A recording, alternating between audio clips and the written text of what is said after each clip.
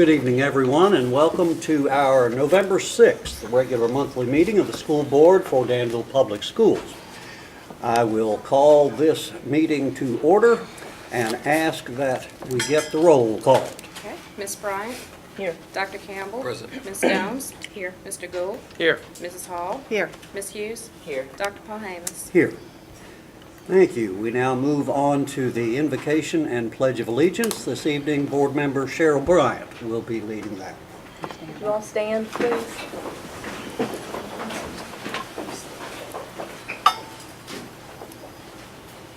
Oh, Holy One, we come into this room this evening to seek your guidance as we try to make decisions about the children and their education.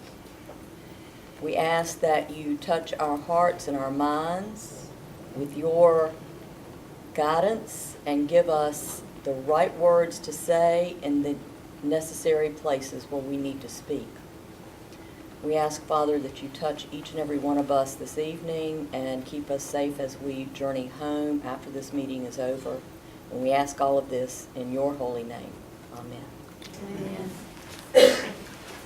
Pledge allegiance. Pledge allegiance to the flag of the United States of America and to the republic for which it stands, one nation, under God, indivisible, with liberty and justice for all.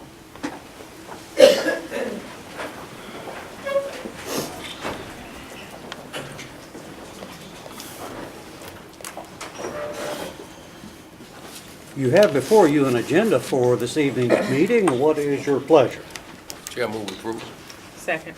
We have a motion from Dr. Campbell with a second from Ms. Downs to approve the agenda. Is there any discussion?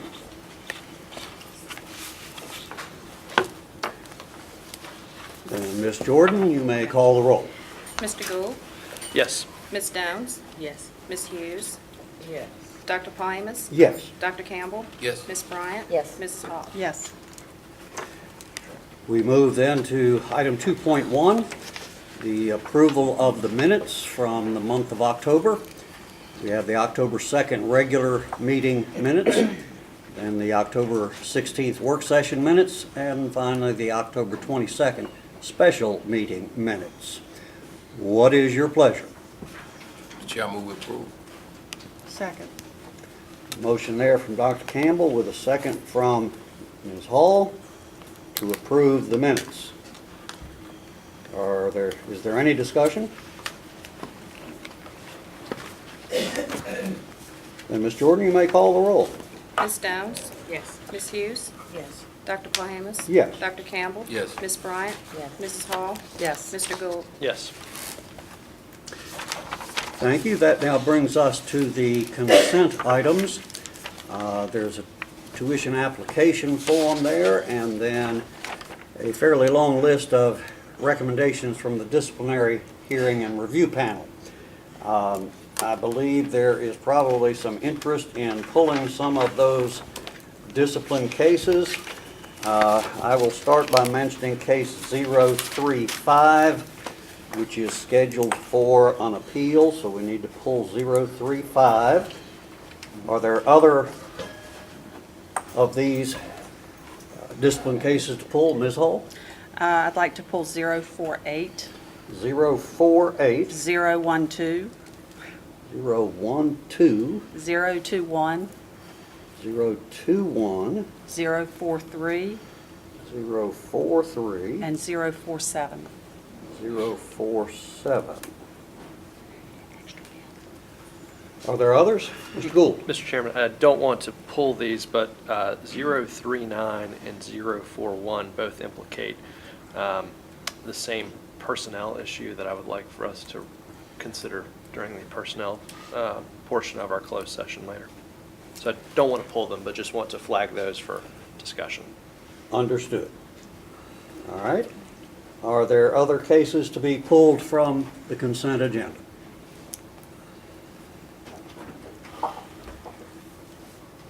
All right, then the list I have of the pulled items are 012, 021, 035, 043, 047, and 048. Everybody agree?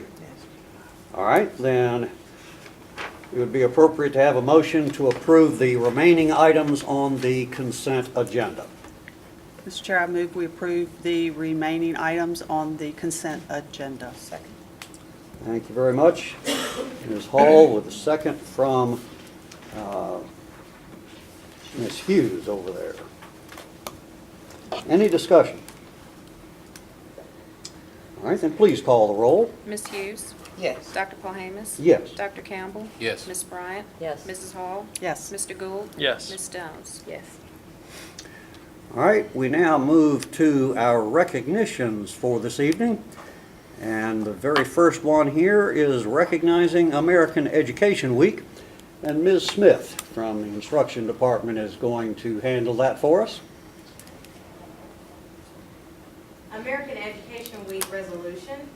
Whereas public schools are the backbone of our democracy, providing young people with the tools they need to maintain our nation's precious values of freedom, civility, and equality. Whereas by equipping young Americans with both practical skills and broader intellectual abilities, schools give them hope for and access to a productive future. And whereas education employees, be the substitute educators, custodians, teachers, bus drivers, or librarians, work tirelessly to serve our children and communities with care and professionalism. And whereas schools encourage community, bringing together adults and children, educators and volunteers, business leaders, and elected officials in a common enterprise. Now therefore be it resolved that the Danville School Board does hereby proclaim November 17th through the 21st, 2014 as American Education Week. Signed this 16th day of October 2014 by Dr. Edward Paul-Hamus, Jr., Chairman, and Kathy Osborne, Interim Superintendent. Very good. Thank you, Ms. Smith. So the board has spoken in favor of honoring American Education Week as we do every year. In order to make that extra special for our educators, I would like anyone in the room who is employed by Danville Public Schools to please stand up. Employed in any capacity by Danville Public Schools. Yay! Thank you. And if there are retired educators or educators from other settings, we will honor them as well. Any other educators in the crowd?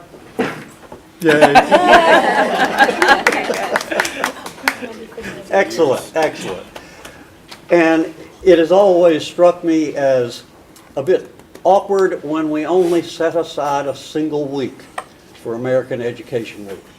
So I trust that while everyone will do special events the week of November 27 through 21, that you will not lose sight of the importance of our joint task each and every week of the year. Thank you very much.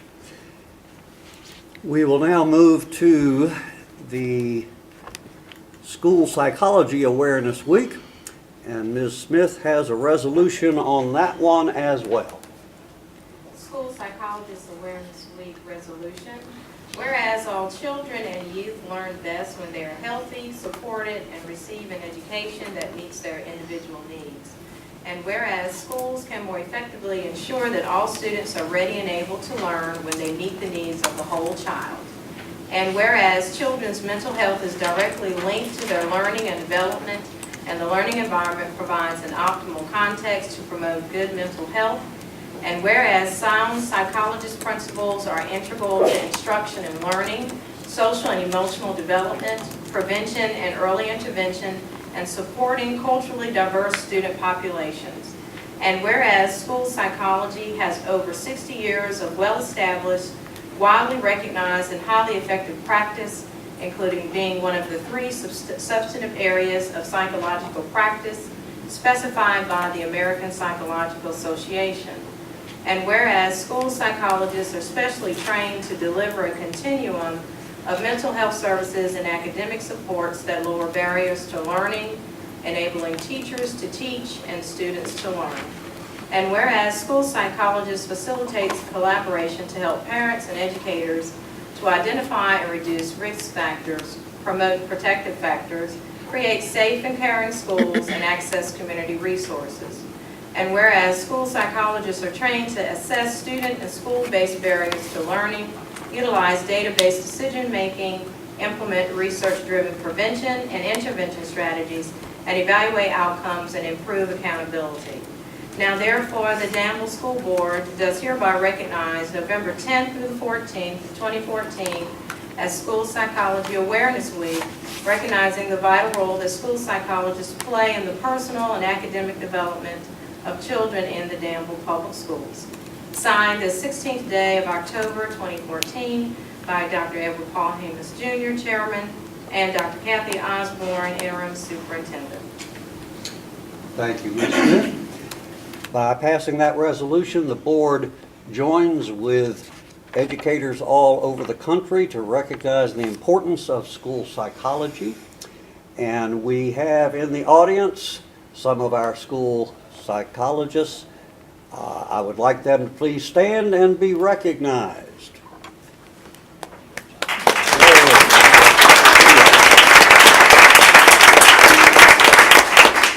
Thank you so much. They get to have a pair of weeks, 2 weeks in a row that they can celebrate.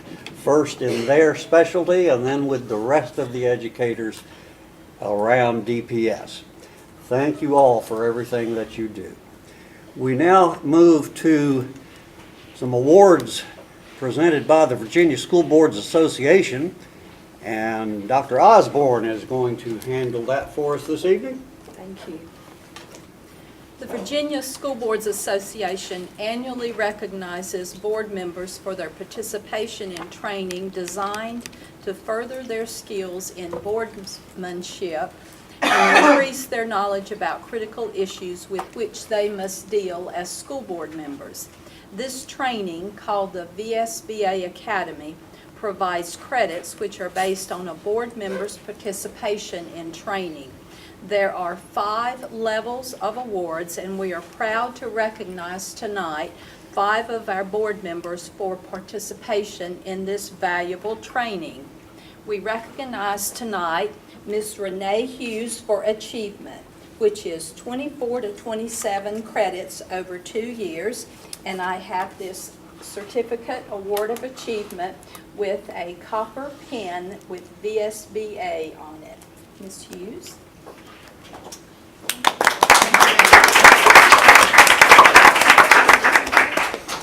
Ms. Cheryl Bryant for excellence, 48 to 65 credits over 2 years. Ms. Bryant has a certificate award of excellence and a silver pin VSBA.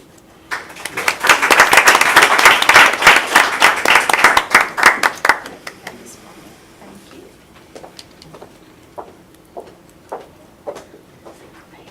Dr. Philip Campbell for excellence, 48 to 65 credits over 2 years, certificate for award of excellence, and also a silver pin VSBA.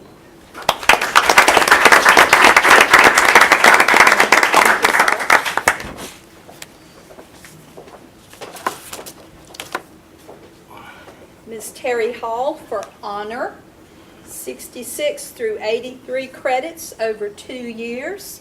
Ms. Hall, award of honor certificate and a half moon pin in gold VSBA.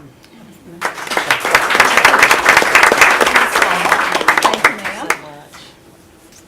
And last but not least, Dr. Edward Paul Hamus for distinction, 84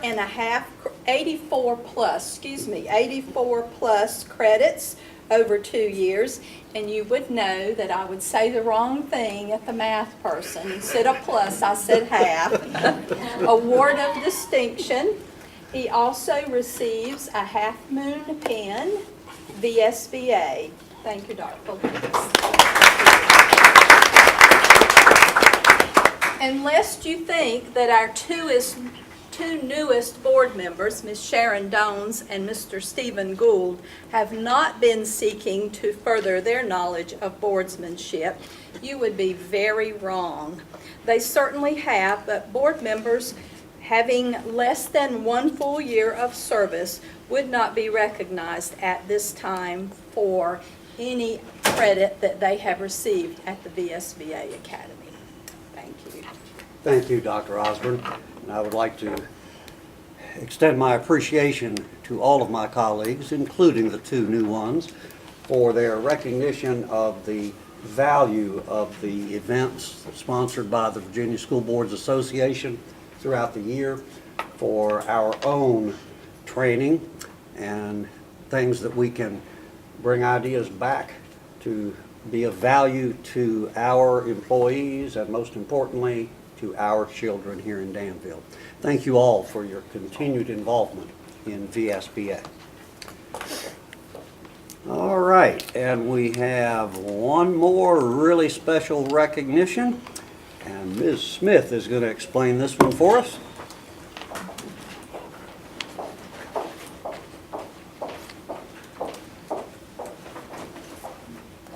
I would like to ask Miss Joyce Coley to join me up here, please.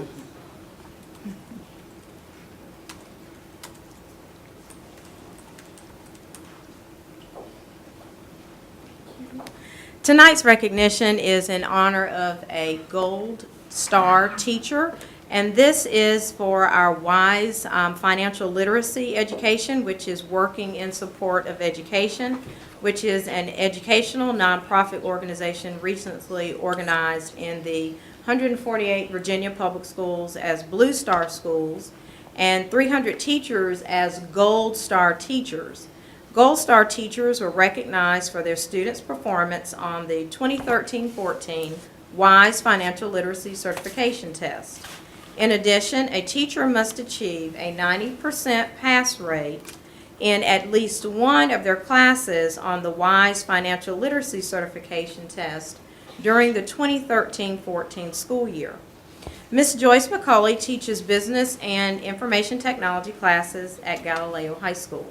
In 2011-12, she piloted the implementation of the IT Microsoft Academy in her classes, allowing students to earn Microsoft Office Systems, or MOS, certifications in her classes.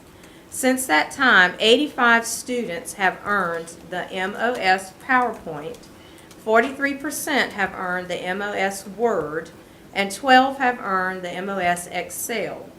9 have earned MOS Expert, and 1 has earned MOS Access. In addition, 45 students, or 82%, have earned their Workplace Readiness Exam. Today's honor relates to a third certification in which Ms. McCulley's students participate in the WISE Financial Literacy.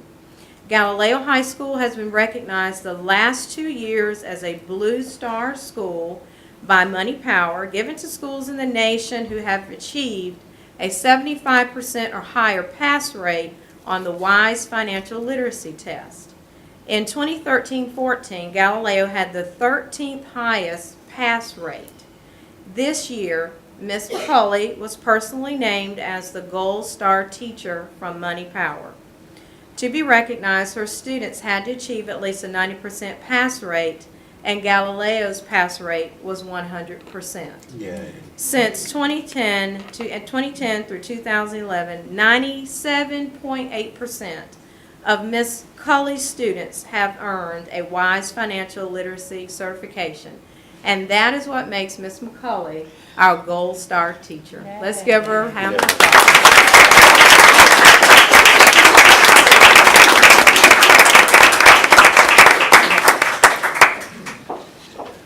Thank you so much, Ms. Smith.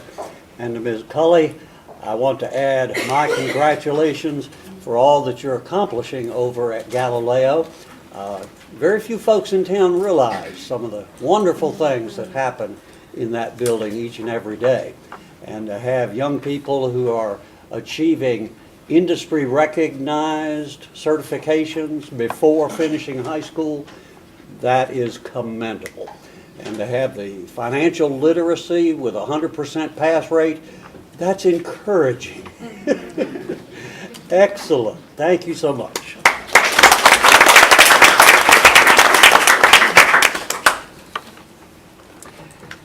We now come to the time in our agenda when the public may address the board.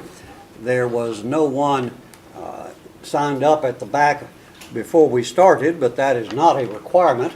So if there's anyone here this evening who would like to speak to the board about anything related to Danville Public Schools, this would be the time. Just come right ahead to the microphone there, and we will listen.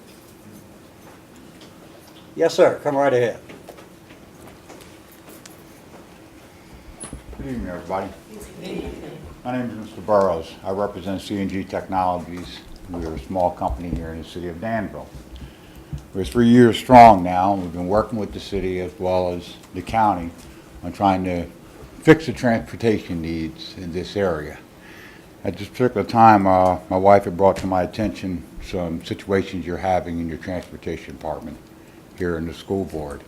And we'd like to be able to lend a hand to resolve this situation. I talked to Dr. Pohamas a few minutes before the meeting started. I'd like to be able to get an appointment to sit down and discuss what C&G Technologies does, not just for the school board.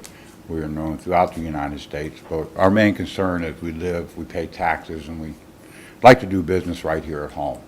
And we'd like to offer our assistance to get transportation department with the school board as well as the city in line. It means a big savings because a lot of the utilities you have, the city of Danville already owns, and you utilize them. They're not being utilized appropriate. We can do a stronger job on utilizing them. Let's start with transportation. So if we can get a moment at some time, I would like to call in the next few days, next week, to set an appointment with you and have a sit down. This is basically noted that the school bus routes, a lot of the buses are going out and they're only picking up 4 or 5 children at any given route. The size of the school buses and the fuel consumption of the school buses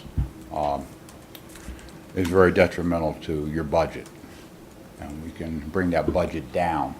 Bringing that budget down means less costs to taxpayers, less costs to the school. Also helps put more money back in to your system here. It can be used in other directions that might be needed, that come up where you can't find funding. It also means not having to go to your taxpayers to vote on a bond, because the savings in transportation that we have to offer that the city already owns can be put back in play and used here in the school board as well as transportation through the city. It helps everybody. But knowing that this problem came up, as I said, my partner and my wife brought this to my attention, and tonight I wanted to sit in. I haven't been here the past few weeks to be able to conduct business, but I had to take the time out tonight. Say, let me come and talk to you about this and sit down and see if anybody's interested, because this transportation problem is a big problem for you. We can turn this around, and it doesn't take much to turn it around. It's just a matter of having an open mind about what's being offered, a few changes, and it's stuff that we already have here. You know, it's switching things around and going an alternative fuel also. So. Okay. All right. Thank you very much, Mr. Burrows. I have your business card and that of your partner, Mr. Beard, and I'm going to make sure that Dr. Osborne has those, and you can expect someone from her office to be in touch with you within the next few days. Thank you for coming out tonight. Are there others who would like to speak to the school board on any issues? Seeing none, we shall move along with our agenda. All right, the next few items are communications and reports from the school board itself.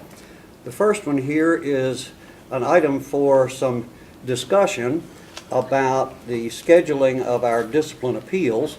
We've discussed this somewhat earlier in the year, and so we've been trying to do a couple of appeals after the regular monthly meeting, a couple of appeals potentially on the evening of the work session. And then as we get to the time of year when they start mounting up a bit, we had been looking at a separate standalone meeting for appeals. The first one we have of those will be next Monday at 4 o'clock. And I know we already have at least one scheduled for that, for this coming Monday. But I am wondering what you would like to do in December and then in January for hearing the discipline appeals. And feel free also to mention whether there are issues in your mind in doing a couple of appeals in connection with the regular meeting and the work session. So, any comments on that? Who would like to start? Ms. Hall? Mr. Chair, my concern is adding them to the end of our meetings. It makes for an awfully long evening, and I worry that we're not given the attention necessary to our students in that appeal process. I know everyone's schedules are very busy, but I think that we need to look at some other options. I know we used to do it as a standalone meeting.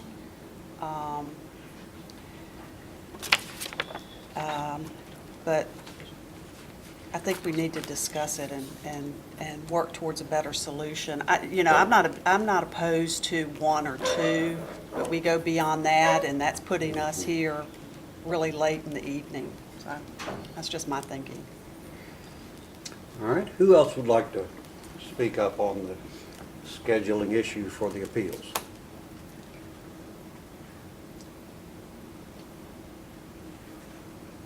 Other than the fact I wish we didn't have to do any. I know. Understood. And it does make for a very long evening when you schedule even two at one of our work sessions or our regular meeting. But in the past, we've always had to have some in addition to the standalone meeting. Mm-hmm.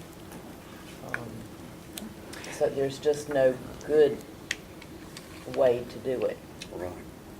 Yes, the possibility of having just one single-purpose meeting for discipline each month does not work because of the time frames for us hearing an appeal after it has been filed. While it's a fairly liberal amount of time allocated, we could get trapped when the weeks from one month to the next are not aligned within a 28-day framework, but a 35.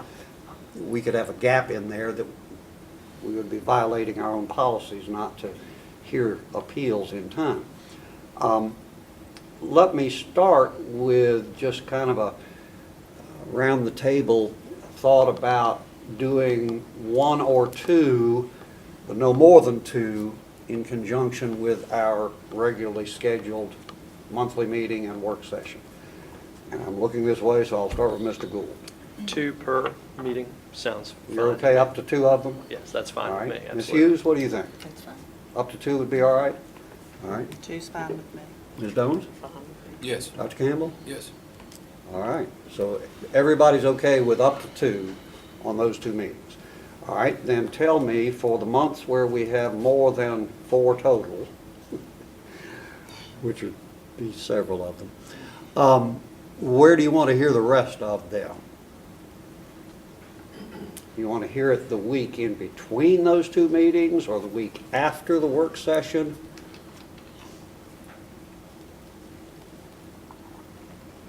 How did we do it before? We did We it the always had a day. standalone. We did it the day before the Friday morning work sessions. We did a Thursday afternoon discipline and then Friday morning work session.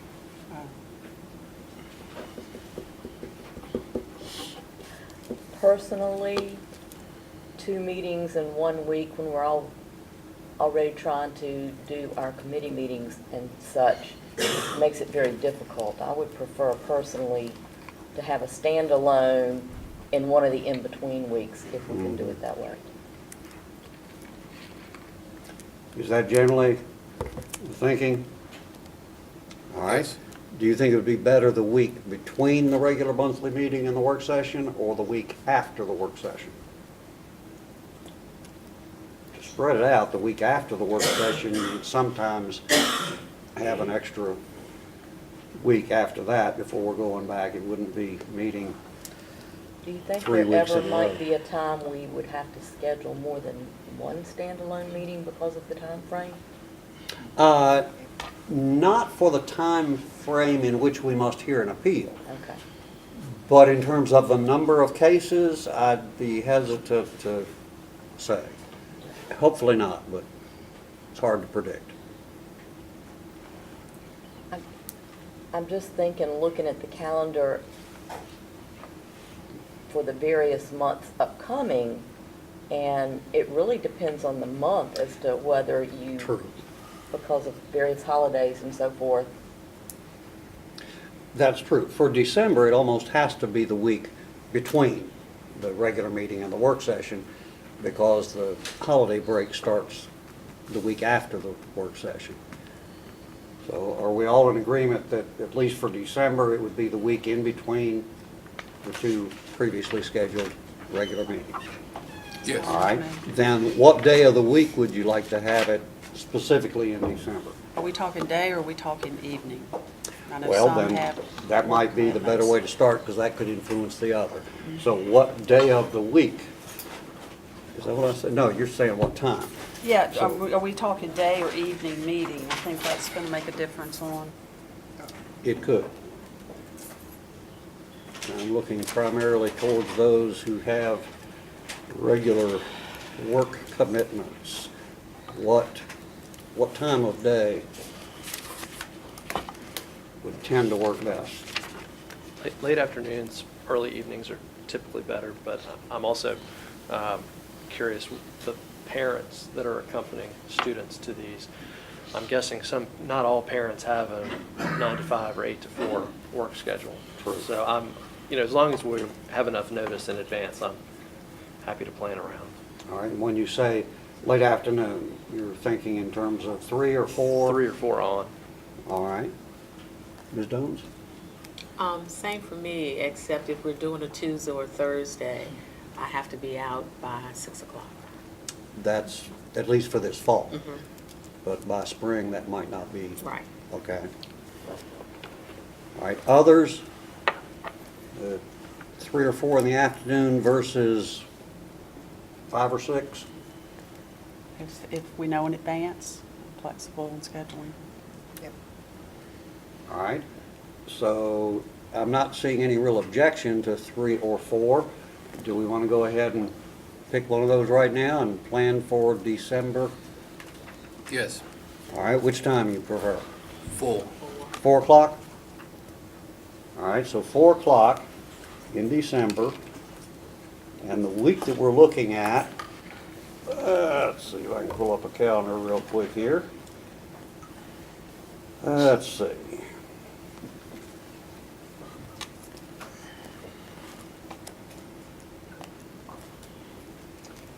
Be the week of the 8th of December, the 8th through the 12th. So, what is your preference that particular week in December? 8th. Monday the 8th? Any other suggestions? All right, any reactions to Monday the 8th? Let me think, 8th. That may be dress rehearsal for my concert. If I knew for sure we could be finished by 7, it would be all right. That's not a guarantee. I know. Yeah, I'm hesitant to guarantee anything on that. I would really prefer a different evening that week, but I think I'm fairly much open Tuesday, Wednesday, Thursday, or Friday. Tuesday and Thursday is not good for Ms. Jones. Okay? True. In December. You have to be out by what time on Wednesday? I could do Wednesday. You have a time, specific time to be out by? By 6:30.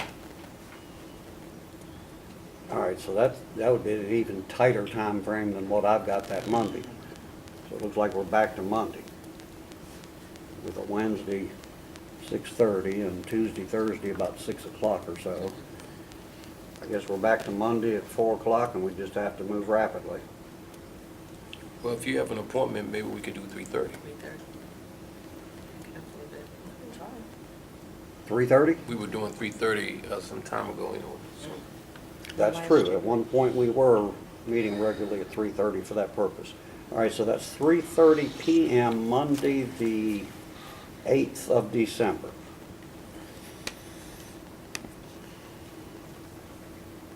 Everyone comfortable with that for now?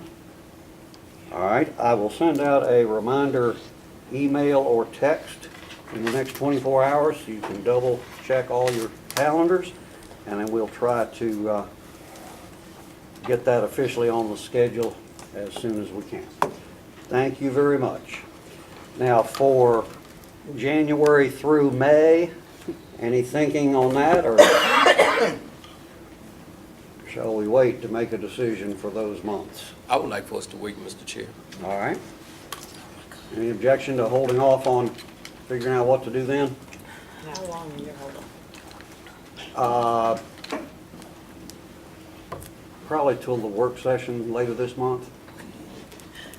And we're not gonna hold off until January to make a decision for January after us.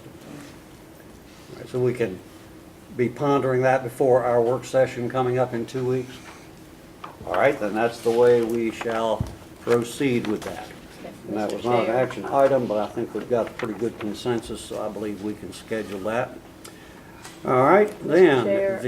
yes, The upcoming one is Monday of next week at 4? correct. Okay. I must have missed that meeting, that's why I'm asking, I just wanted to make sure. That is absolutely correct. Thank you. All right, anything else on the discipline appeals schedule? All right, then we'll move on to item 6.2. Similar discussion, not on scheduling, but on the kind of the structure of our meetings. This one is about the work sessions and, you know, what is their purpose and how we kind of operate, and a distinction between this regular monthly meeting and the work session. The idea has been brought forward that the work session could provide for us a wonderful opportunity for us as a board to, in advance, identify some key issues that we believe are really crucial to the operation of Danville Public Schools. Give the superintendent and staff some time to develop whatever kinds of data or information would be helpful to us in dealing with this perceived issue, and then receive those reports at a work session where we would then spend some time discussing what the reports are telling us and how we think it impacts the reasons that we put it on the list of hot topics to start with.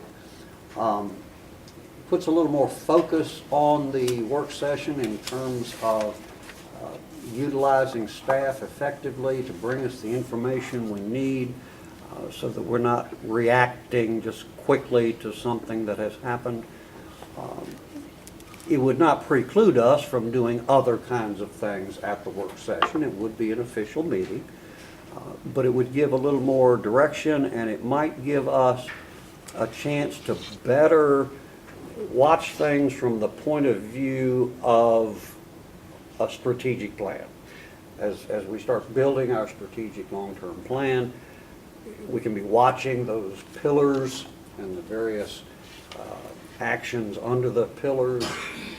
And if we spot something, we could say, okay, this would be an issue that we would really like the following kinds of information to help us figure out what to do at the board level. With that brief explanation, what's your feeling about trying that sort of an approach for work sessions?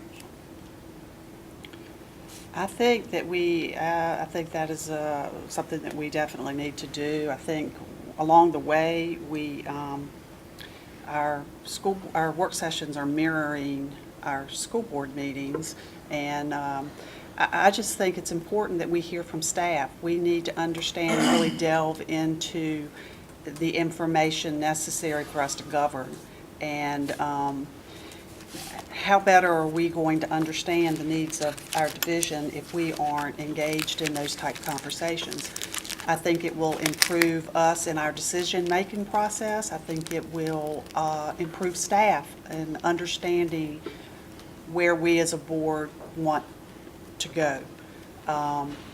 And I think we do need some form of a framework, and that I haven't developed in my mind, what framework could be used to make the decision on what information is brought to us. One part I feel I would like to have personally as a board member, and I don't know how the rest of you all feel, is, and this was driven by a conference I went to on school boards using data in their decision-making process. And we now have Mrs. Melissa Newton as our research and accountability. And I met with her, and she shared the tools that she uses, and I think as a division we have the ability to really look at the data, to see where we've been, where we are now, and where we need to go. And I'm not suggesting that we use just data in our decision making, but I think that is can be a piece of what we need to make some important decisions, so that we can align our resources appropriately to match student achievement. Are we doing what we need to do for our people? Do we have the right processes in place? And are we putting out the product that we want to put out, and that's student achievement? So I welcome the opportunity to move towards a work session for that purpose. Other thoughts? Dr. Yes, Paul Ms. Hamas, Brown. when I first came on the board, that was more in line with what the work sessions were like. And I felt like we accomplished more doing it that way than we have been doing. As Ms. Hall said, the work sessions have become more of a second school board meeting. Right. And not saying that it's not good to have the public able to come in the evenings for them to hear what we're doing, but we've not focused on the school system's needs as much as we have more of the reflections and the recognitions and so forth. And then again, discipline at the end, which makes for a very long meeting. And to go along with what Mrs. Hall said, whatever our issues are, it would be really good to have the information to peruse prior to coming to the work session and being able to brainstorm and pick the brains of our staff to find out what the best avenue is for us to deal with the issues at hand. Now, I don't know if we want to keep the entire work session as evening, or if we're going to try to maybe do the work session prior to the evening. That's really up to what everybody else's schedule is. If I can add one more thing, I think too that as a board we really don't come together except for our meetings. To have these type discussions, we really always have to have a retreat. So I really think it would be important that we use our work sessions more efficiently to be able to delve into issues of concern. Other thinking? Mr. Gould? Mr. Chairman, I think that it makes a lot of sense to try to come up with a structure that distinguishes the work sessions substantively from our regular meetings.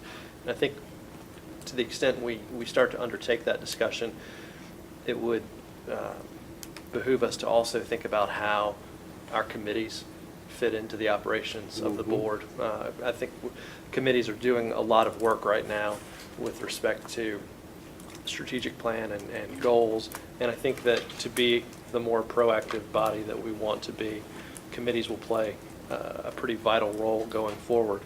And it might be good for us to go ahead and start thinking about just prospectively what we are going to expect from our committees in terms of meetings, reports, tracking certain goals that we have and reporting back to us.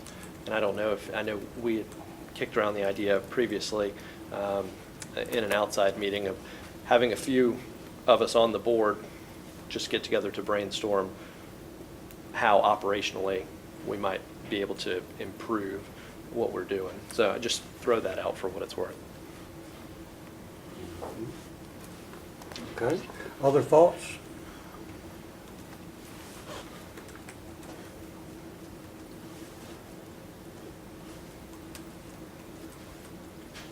No? Okay. Well, just after what Mr. Gould said, with the committee information, et cetera, it might be good for the chair people of each of the committees to come together and tackle some of these issues and/or how to structure the meeting, et cetera.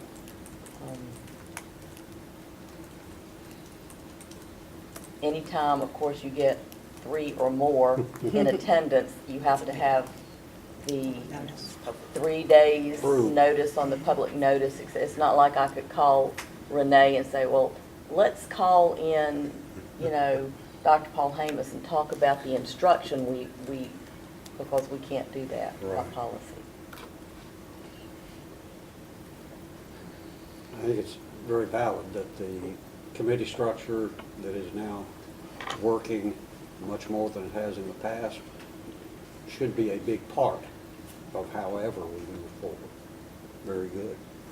Any other thoughts about this? All right, then I'm going to suggest that all 7 of us pay particular attention during the upcoming reports from the committees this evening, because I think you will hear in the various reports some possible topics that would lend themselves to this sort of thing. And that might become kind of our standard mode, that the committees report to the board hears something in those reports that they believe needs further investigation, more data, asks the staff to prepare some response for the full board at a work session, and then perhaps gives the committee some instructions on how the full board would like the committee to proceed in that area. That make sense? All right? Mr. Chairman? Yeah. Would it be possible for staff to, in advance of the next work session, just put together for us a list of possible topics that we might be able to identify as being priorities going forward? I know that different members will have different priorities, so it probably makes sense to just start to identify in the coming months things that we would all like to see fleshed out a little bit more in our meetings. All right, say just a little bit more about that. You want staff to produce a list of what staff believes could be Yes. important topics? Based on some of the areas that are flagged in these reports tonight, plus conversations that each of us have with staff, and also just deferring to their expertise in helping us to identify emerging issues, whether they are purely local or more state or national in origin, just helping us to issue spot and prioritize. I see. All right, I think I'll ask at this point, Dr. Osborne, does it make sense that staff could be working on a list such as that? I think it does. That question might better be answered after the committees make their report, because things will jump out at that point for staff. there are always hot topics, there are always issues that we can bring to the fore. Data is a good example with all of our schools, but two, in accreditation morning, that is one that comes, right to the fore.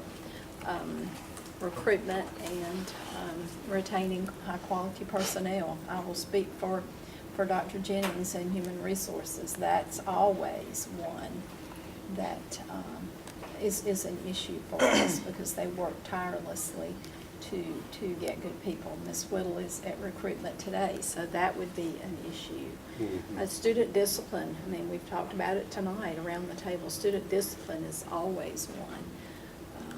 And those data are easy to bring.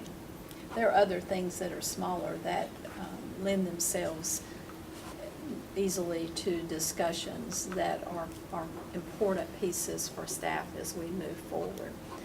The recruitment and retaining high-quality personnel, a piece of that, of course, is salary. And that's one that the board needs to hear about. Burgeoning cost and insurance is another one. So all of those are pieces, certainly. Okay. Any other comments on this direction for the work sessions? All right, then we will kind of keep an eye on that and figure out how to head in that direction over the next couple of months. And kind of give it a test. We will listen carefully during these reports now coming in from the committees to see if that doesn't spur some thinking about what we would like to tackle in a work session with some good data. So for the benefit of our audience, the board decided during its retreat earlier this fall that we would ask our ad hoc committees to take the document Blueprint for Excellence, look at the 4 pillars within that document, not get down into the little details, but simply take the big pieces, the pillars themselves. And there was a pretty good alignment between the names of our committees and the names on those pillars. So each of those 4 committees has been working towards that end to essentially give us a chance to reflect on where we see DPS relative to the 4 pillars, what changes we might want to recommend to any of the wording on the statements associated with the pillars, and then at that next level, the big areas of focus to see if there are some of those that are already outdated, or some that have been accomplished, or some that are maybe not as important in the mind of the board as other things, or maybe there were some that were missed a year ago that we now realize need to be in that document as part of our long-range planning. So this evening, 3 of our committees are going to present reports: the Finance Committee, the Curriculum and Instruction Committee, and the Public Relations Committee. And since Ms. Hughes over there chairs 2 of those, I'm going to give her the opportunity, if she'd like, to go first with one of hers and then take a break while Ms. Hall does the other one and then come back to you. Would that help? No problem. Thank you very much. Thank you. Okay. Okay. First of all, the Public Relations Committee. I can pretty much skip my whole first paragraph since you said everything that I need to say. The Public Relations Committee met on October 3rd, 2014 in the Superintendent's Conference Room at the School Board office. As chair, I had expected our goal was to address the pillar of the Blueprint for Excellence titled Culture, Communication, and Public Engagement. However, after some discussion, it became clear that, while important to address the elements of this pillar, there may be other areas that the committee needs to focus on initially. We determined that our focus should initially be the following. Number 1, to tell the DPS story and highlight our successes wherever possible. Number 2, concentrating on engaging and collaborating with community partners. 3, establishing specific communication protocols for both internal communications and communications with the public. 4, identifying key communicators who will work with community groups to get our message out. And that's it. And the persons present were myself, Mr. Stephen Gould, and Dr. Kathy Osborne. Very good. Are there questions from members of the board for Ms. Hughes relative to the PR committee's report? All right, then, who wants to go next? You want to jump in next, or? You want to go ahead? No, that's fine. Okay. The report from the Curriculum and Instruction Committee. The Instruction Committee met on October 13th in the Superintendent's Conference Room. The committee was tasked with examining the pillar of the Blueprint for Excellence titled 21st Century Teaching and Learning to assess progress made and continued relevance of focus areas. The results are as follows. For Focus Area 1, to provide a blended learning environment pre-K through 12. Number 3, we'll skip to number 3. The rate-limiting step in the division-wide blended learning is enhancement of infrastructure for technology. Items 1, 2, 4, and to some degree 7 would hinge on this particular item. Therefore, it will be somewhat put off for the future. Item number 6 in the blueprint in that area is the one-to-one technology devices for DPS students, and that has been implemented at Langston as a pilot since it's a smaller learning environment. Instruction and technology has been giving support to the teachers there, and professional development geared toward using technology devices has been initiated with the teachers at Langston primarily. The schools are ordering new technology, and the Title I schools are ordering new hatch boards, which are interactive whiteboard software that's been ordered this year. Focus Area 2 is to provide cultural competency diversity training for DPS staff. Number 1, the cultural competency and diversity training module will, in theory, be developed in the Human Resources Department, most likely spearheaded by the person in the position of talent support and development when that position is filled. Number 2, individual principals are making requests as they deem necessary for their schools to have cultural diversity training being done there. Middle school principals have been given materials to use as far as cultural competency and diversity training. They're on number 4. There has been a concentration in schools that have missed the English competency in a certain degree. The elementary and middle school levels have had contractors to be employed to help with instructional strategies such as balanced literacy and guided math. Middle and high schools are employing something called explicit instructions. It's a form of differential instruction. And also there's something called PSYOPs that's being employed at 3 different schools in the city, at Park Avenue, Bonner, and GW, which is sheltered instruction and observational protocols. People are very excited because the teachers feel that although it's geared toward ESL students at this time, that it may have implications for larger student full classrooms in the future. The one thing that's come out of this is number 8, the dual enrollment, is that, the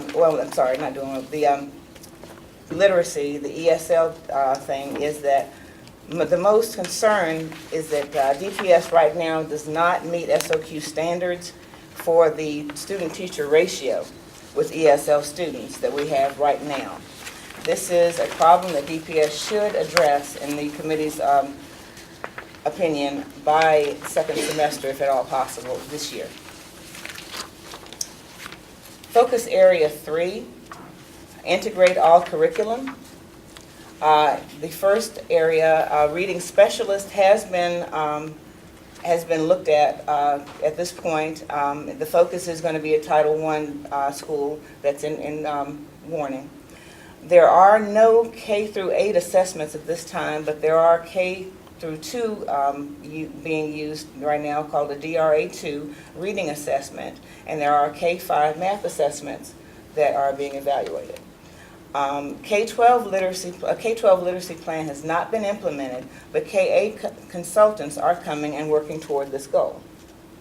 Number 4, There's only been a proposal made for a Spanish interpretation service so far, so the other languages have not been addressed at this time. Number 5, the school division training using a research-based program has not been implemented at this time. Number 6, the SAT prep class has been announced to start second semester of this year. Focus area 4, prepare students for college and career.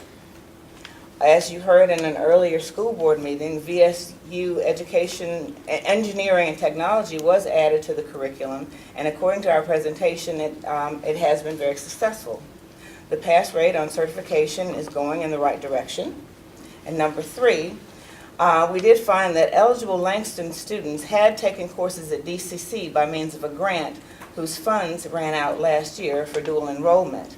As of right now, the students are being taken care of by funds identified from other areas, but the Langston campus needs to be budgeted into the dual enrollment budget for next year if another grant cannot be identified. Number 4, expanding dual enrollment offerings and developing 21st century academies for students at K-12 and implementing a K-8 fine arts academy are subject to budgetary constraints and will most likely be postponed due to more pressing needs. Number 5, the comprehensive CTE career guidance plan and efforts to expose students to career clusters is developing at this time. This concludes the findings of the committee. Finally, I would like to mention that CCARES had been a program to provide assistance and support for struggling teachers, first-year teachers, and teachers new to DPS by highly qualified retired DPS educators with proven records of excellence in teaching. The coaches would observe and guide, give specific, constructive, non-evaluative feedback. They would also help with lesson plans, and they would demonstrate effective instructional delivery and classroom management techniques.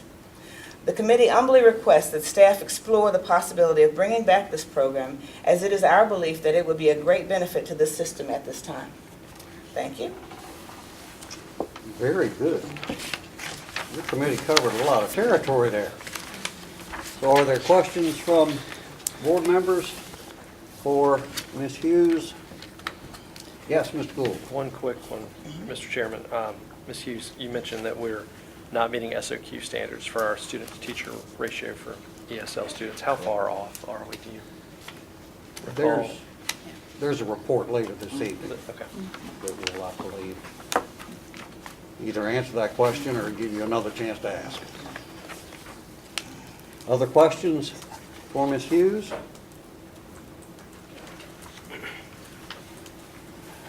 I will ask for you to repeat again what that SIOP, S-I-O-P stands for. Sheltered Instruction Observational Protocol. Sheltered Instruction Observational Protocol. Is that what we're having a report tonight on as Ms. well? Smith is going to talk. Okay. Okay. Great. So we'll get Great more on that. information. Very good, because I really don't think I had heard of that until very recently. All right, let's see. So, anyone else have any questions for the Curriculum and Instruction Committee Chair?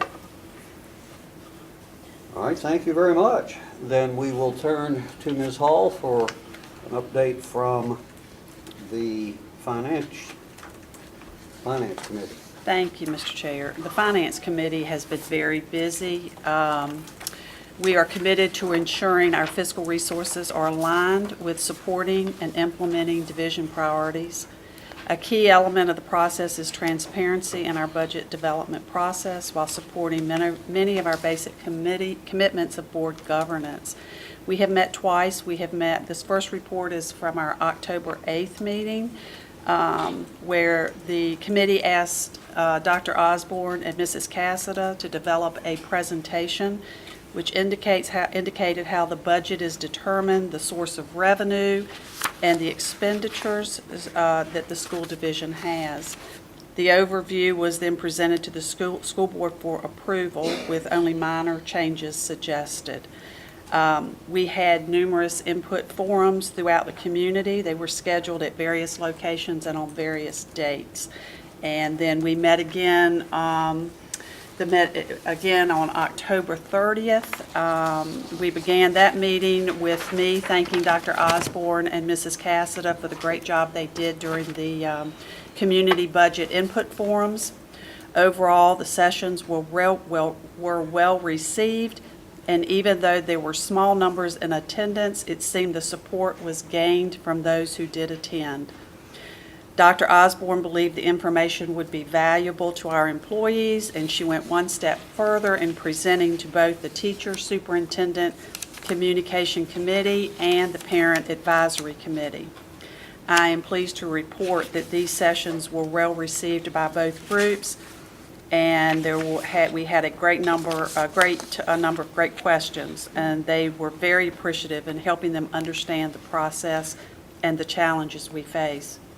Last week, Dr. Osborne and Ms. Cassida were invited to the Rotary Lunch Club, where they again did an excellent job in their presentation.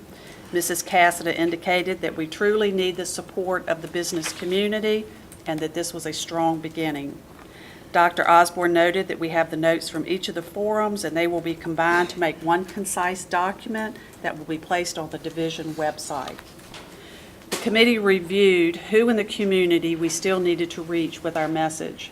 Several councilmen were in attendance at the meetings. However, there are still some officials the committee felt strongly would benefit from this information. In particular, our manager, Joe King, and City Finance Director, Mr. Michael Atkins. Mr. Gould suggested each committee member meet individually with council members who were not able to attend any of the 4 sessions. Other suggestions included contacting Lori Moran with the Danville-Pittsylvania County Chamber of Commerce and the Danville Public Schools Educational Foundation. We continue to look for groups or organizations that may be interested in understanding more about Danville Public Schools' budget process. Dr. Paul Hamas was asked to email the presentations to our senators, and Mr. Gould will email the presentation to Delegate Marshall. Dr. Osborne indicated that sharing this information with the public is a component of the budget process, and our next step is to complete our strategic plan. Several areas the board needs to focus are how do we operate at the central level, our staffing profile, evaluate our school programs, and are we aligning our resources to match successful programs, and also how do we handle our buildings that need repair. We as a board must determine how we want to move forward and then align our money accordingly. We need to set deadlines for our committees in setting our goals and input from our principals and our teachers. The board needs this information by the end of December in order to start working on the budget process in January.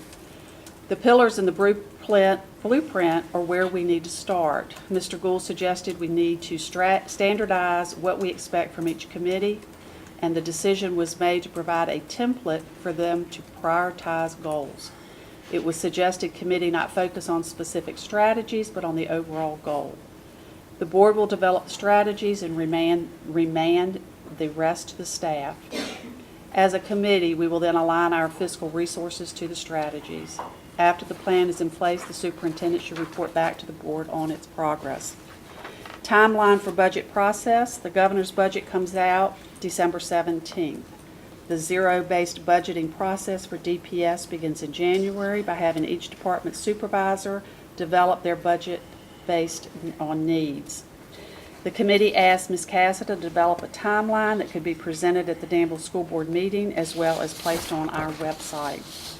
Mr. Gould indicated a common theme heard from numerous community members during our budget sessions was how can they help Danville Public Schools? Dr. Osborne indicated the superintendent's office will compile a list from principals of their specific needs and place it on the website for anyone who has an interest in providing possible supplies, building upkeep projects, etc. The Finance Committee will meet again November 10th at 2:30 in the Superintendent's Conference Room. The committee has asked for the following information from Dr. Osborne and staff. A list of needs by school category, potential areas of savings including outsourcing information, information on ERIP and grade level organization. In order to determine if our resources are being aligned with board goals, the committee felt incorporating 10 to 15 minutes at each board meeting to look at various division data would be helpful in our decision-making process. respectfully submit both reports. Thank you. Thank you, Ms. Hall. Are there questions for the Finance Committee Chair from members of the board?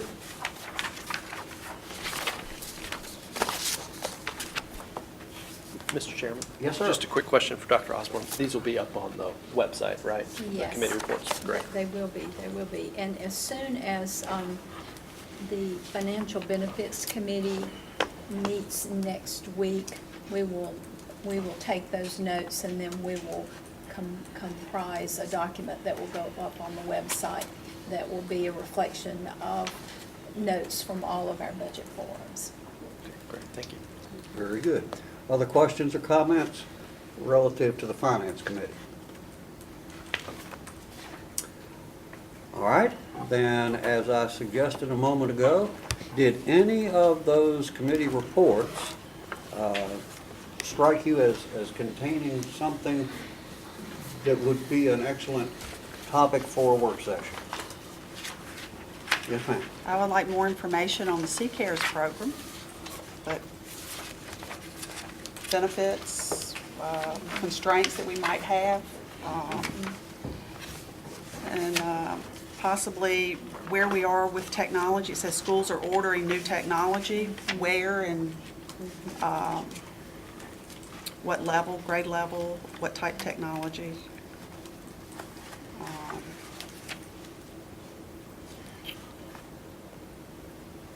What is explicit instructions, a form of differential instruction?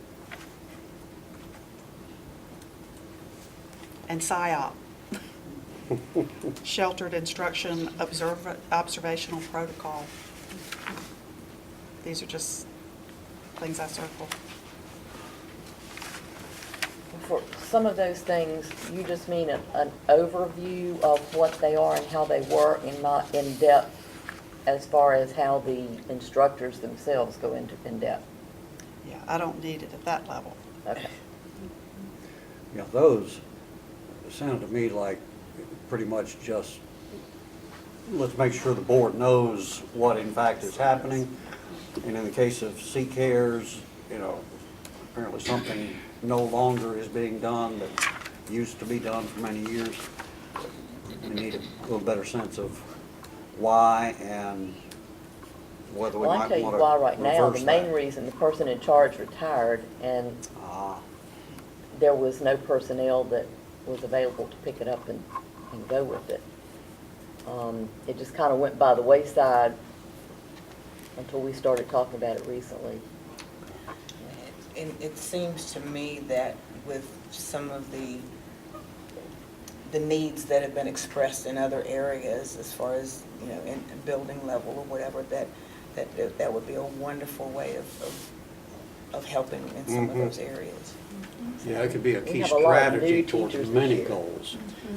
I believe Dr. Jennings is eager to get into this discussion. Well, my only comment is, as Ms. Bryant is answering, her response is definitely correct. However, she's looking at me.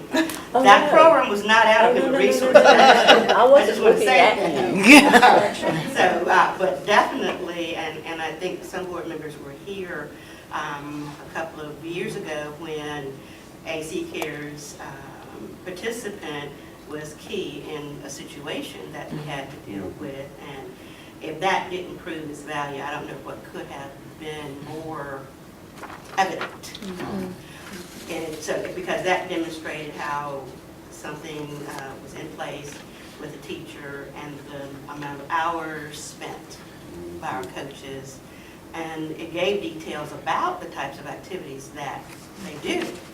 And to dovetail on a piece of Ms. Hughes' report, we do have out of human resources the mentor program, which focuses on our new teachers in years 1 through 3. And our goal there being to help them reach continuing contract status. But our CCARES coaches, the beauty about that program was that they could be assigned to any teacher who was struggling.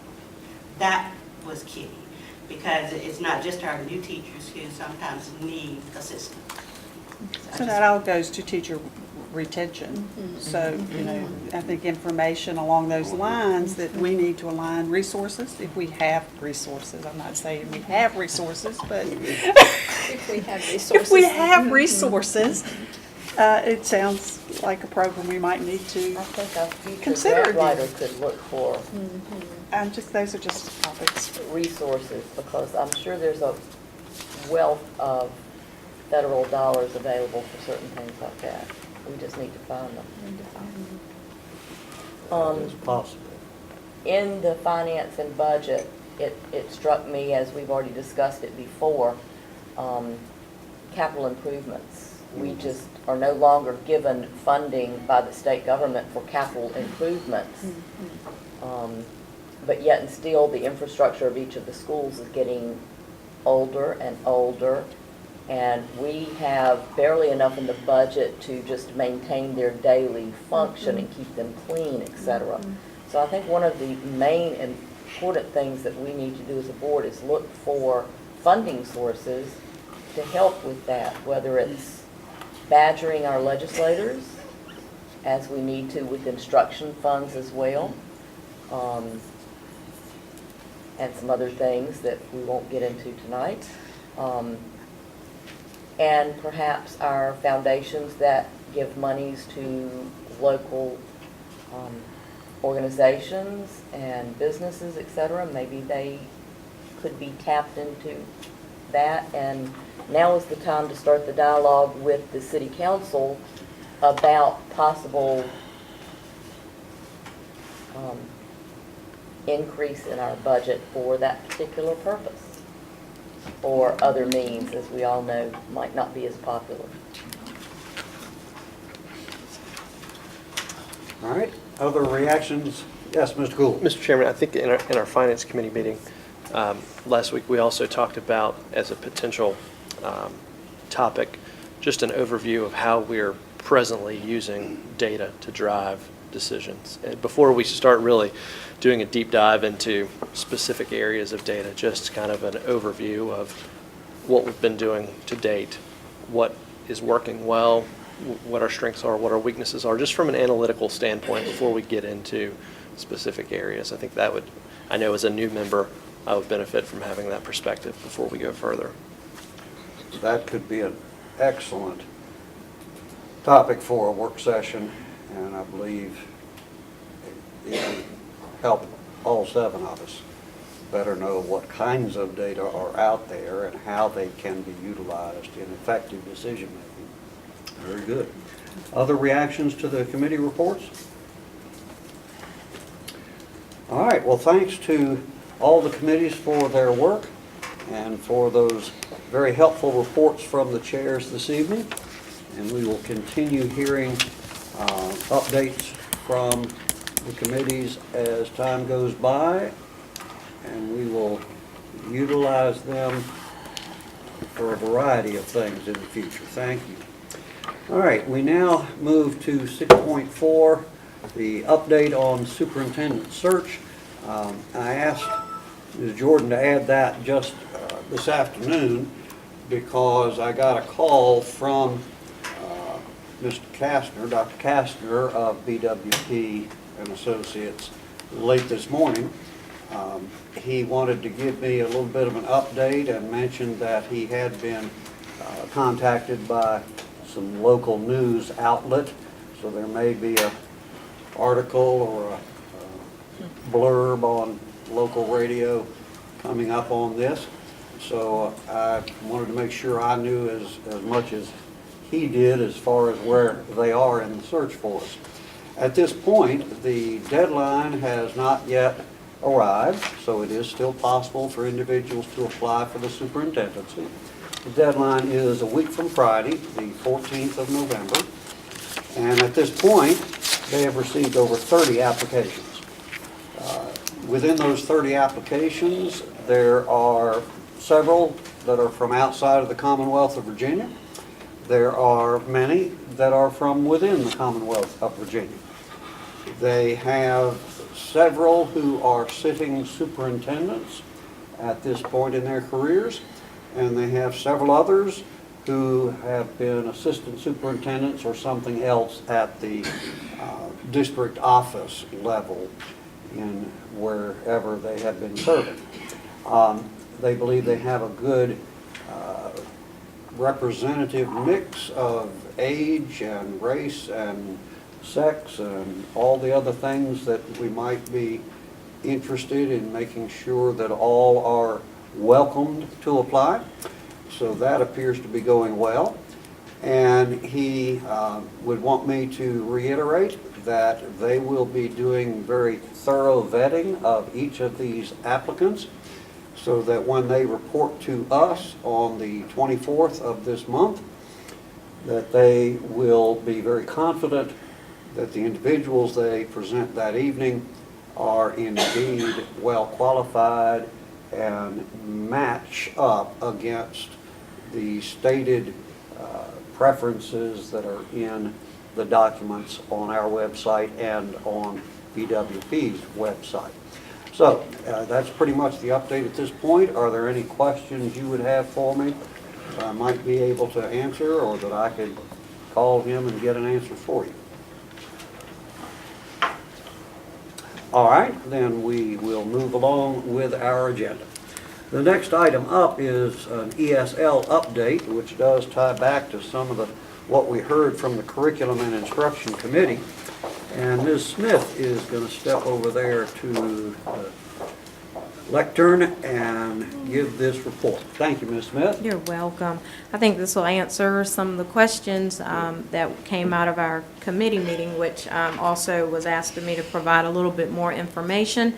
The attachment that you have provides an update for you about where we are with our L's in Danville.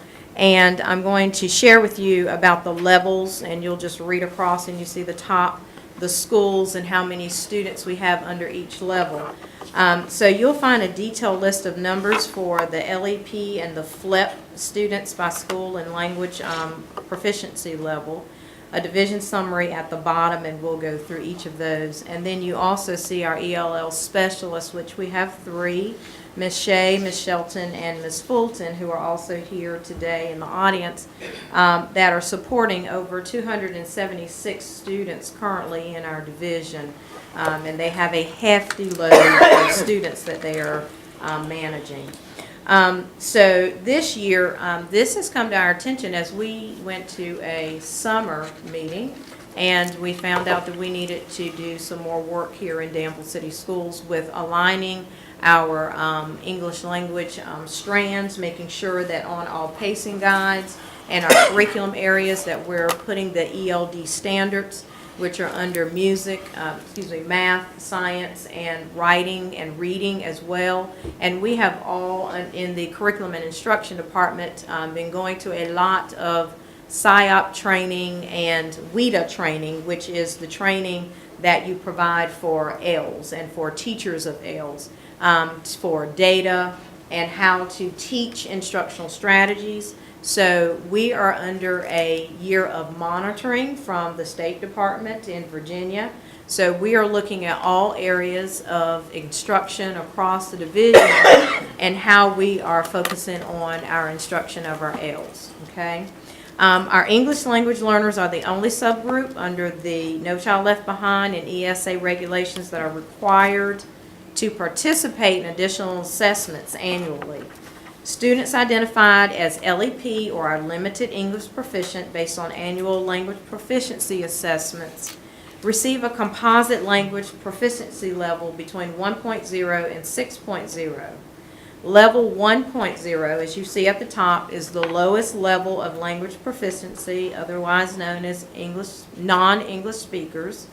Students who have language proficiency levels below 3.5 are typically reading and writing significantly below grade level and need considerable academic support and modifications in instruction to begin to meet the content standards of the SOLs.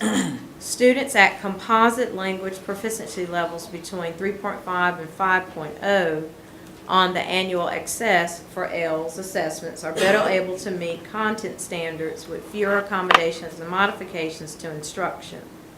Once the student achieves a composite score of 5 or higher, paired with a literacy score of 5 or higher, they officially exit the ESL program.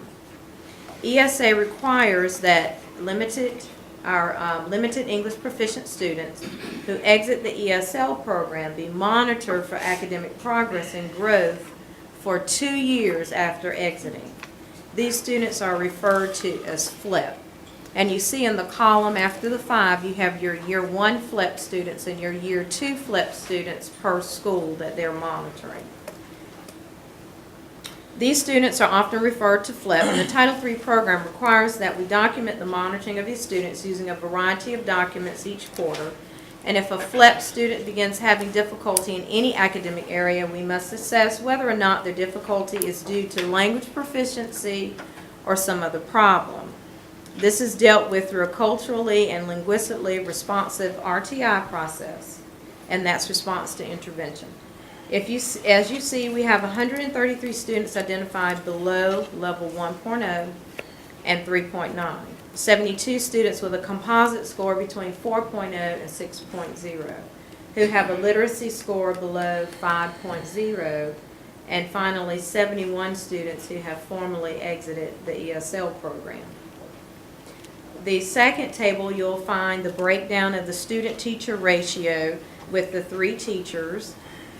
This year, as you see, Ms. Shelton, she has 66 FLIP, 66 LEP, and 23 FLIP. And then going down, you see Ms. Shea and Ms. Fulton's load in the schools that they're serving. This year, our ESL program is undergoing a significant change because of the requirements and expectations from the Virginia Department of Education, as well as changes expected mid-year retirement because of one of our teachers that will be leaving us in December. We're implementing a 3-phase shift in the manner in which ESL services are delivered to our students, our LEP students.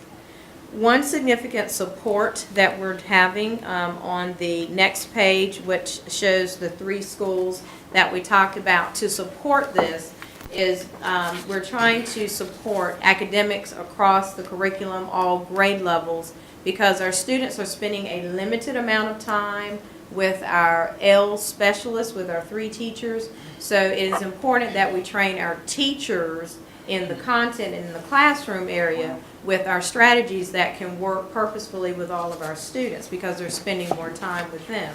So to incorporate that, we're utilizing the Title III funds this year to pilot the Sheltered Instruction Observation Protocol, which is SIOP. This program with 3 of our 4 schools, and we're piloting it this year at Park Avenue, Bonner, and GW. And you see the number of teachers that we have identified, 9 from Park Avenue, 10 from Bonner, and 13 from GW, are piloting because they have the most direct impact and exposure with the number of students that we are focusing on. The SIOP model, or Sheltered Instruction Observation Protocol, is a research-based and validated model of sheltered instruction that has been widely and successfully used across the U.S. for over 15 years. Professional development in the SIOP model helps teachers develop skills for more effective planning and delivery of lessons that promote English language acquisition of academic content knowledge, simultaneously increasing English language proficiency levels. During this initial phase, 37 teachers and administrators participated in the 3-day training in September, with follow-up sessions in schools in October, led by the L specialists. And coming next week on November 12th and a follow-up on February 2nd, our trainer, Barbara Kennedy, will continue to follow up with the implementation model of language objectives and the ELD standards that we must have on our curriculum pacing guide in every division. She'll work directly with teachers during their planning times with possible classroom observations when feasible, and the L specialists will continue with monthly training opportunities for the SIOP teams as we master the concepts of the ELD alignment and focusing on language in the content area classroom. The SIOP model has 7 areas, and the specific model, it is a framework for teaching. And the teachers are going through each of these, and the notebook is there, and all of us went through the 3-day training. One key area of the SIOP model is talking about lesson preparation.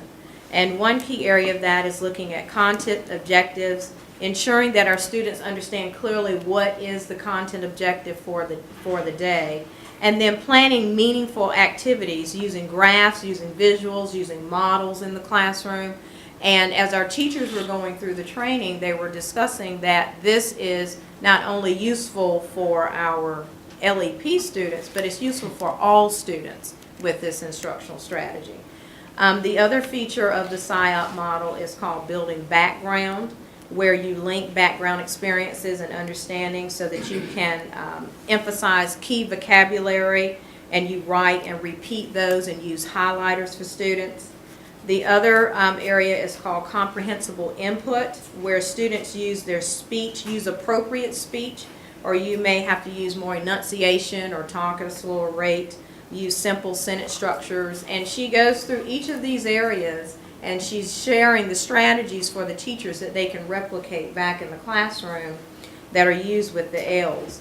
Another variety of techniques may be using body language, confirmation of checks. A lot of those might be thumbs up, thumbs down, different things that we can do to cue in our English language learners. The other area is called strategies, which is problem solving, predicting, organizing, using scaffolding techniques to move students from one level to another to understand higher level thinking processes, and also using a variety of questioning techniques so that it will help promote higher order thinking skills with our students. The other process or the other step under the SIOP model is interaction, so that teachers and the students have frequent interactions among each other, which approaches the collaboration, confirmation of checks, also using group configurations which support language and having more group discussions in the classroom, using wait time appropriately. The other step is practice and application, which is providing hands-on materials and manipulatives for the students. And lesson delivery is the other part, to look at what is the pace of the lesson for the ability level of the student. And then the last part of the SIOP model talks about review and assessment, where you give a comprehensive review of key vocabulary and how the teacher provides feedback and the student provides feedback, and then you conduct assessments with regular spot checking and group responses. And those are the steps that she is actually talking to teachers and training and doing different activities that they go back and replicate, so that while they are not with Ms. Shea, Ms. Fulton, and Ms. Shelton, they are able to replicate some of the same strategies that they will use in the absence of them under this model. Ms. Hall. Ms. Smith, thank you. I just have one question. Do our ESL students progress similar to others in achievement? So actually in our division where we have this year, we are meeting all of our subgroup gaps. We're meeting that target group for our L's. And I have to say, due to the three ladies back here and working in concert with the teachers to provide strategies and working with parents. So we do see our L's progressing, but when they come in as, when you look at the level 1 area, and we have to progress them, as we stated before, some of them may be non-English speakers, we have to work explicitly because we know that they have to take that same test. They're still held accountable at the same standards. So we have to get them up to par at a higher rate of speed. And a lot of that is in small groups, and you see them checking on the students, working with teachers, and helping our principals to give them the can-do list of acronyms that we also talk about with our L's, and it's things that they can actually do in the classroom. So they may come into Danville at a rate that may not be where some of our other students are, but to complement the three ladies sitting here, they are moving them expeditiously to that level. But we have to keep in mind that when they move and exit out, we still monitor them for those 2 years so that we do not see them regress. Do they progressively, are they progressively introduced to the English language? Or are they just required from the beginning? It's all done in English, and you have to adapt. Do they really? It's all? Virginia is an Yes. English-only assessment state, therefore. What a challenge to have that language barrier in these students. I just, and that we're meeting the subgroups, I think that's phenomenal. Thank We you. are meeting that, and they're currently 276 today, and it could change tomorrow. Are we seeing an increase in our numbers? We have seen an increase. This Yes. year? What did We had an additional 44 Additional students this year? Yes, And I'm sure that's going to continue to that is going rise. to continue. Okay, that's helpful and Ms. Hughes? The other thing that been pointing out, the way you have to get these children in and sort of get them up to speed or whatever, that's pretty much like having an IEP for every student. And I think people don't seem to understand, it's like really focused in or whatever. And I remember, I believe, when Ms. Smith got here, there were 4. And it sounded like you were saying something about there may be less than what we have here now. Is that what you said? Something? Lost a position. Right, we did lose one of the 4, there were 4 members, and she actually went back to another area. And now we have another member of the team that will be retiring in December. Shay celebrates her birthday tomorrow. Happy birthday, Miss Shay. Is she the one retiring? Yes. Okay. thank you. Yes, Ms. Bryant?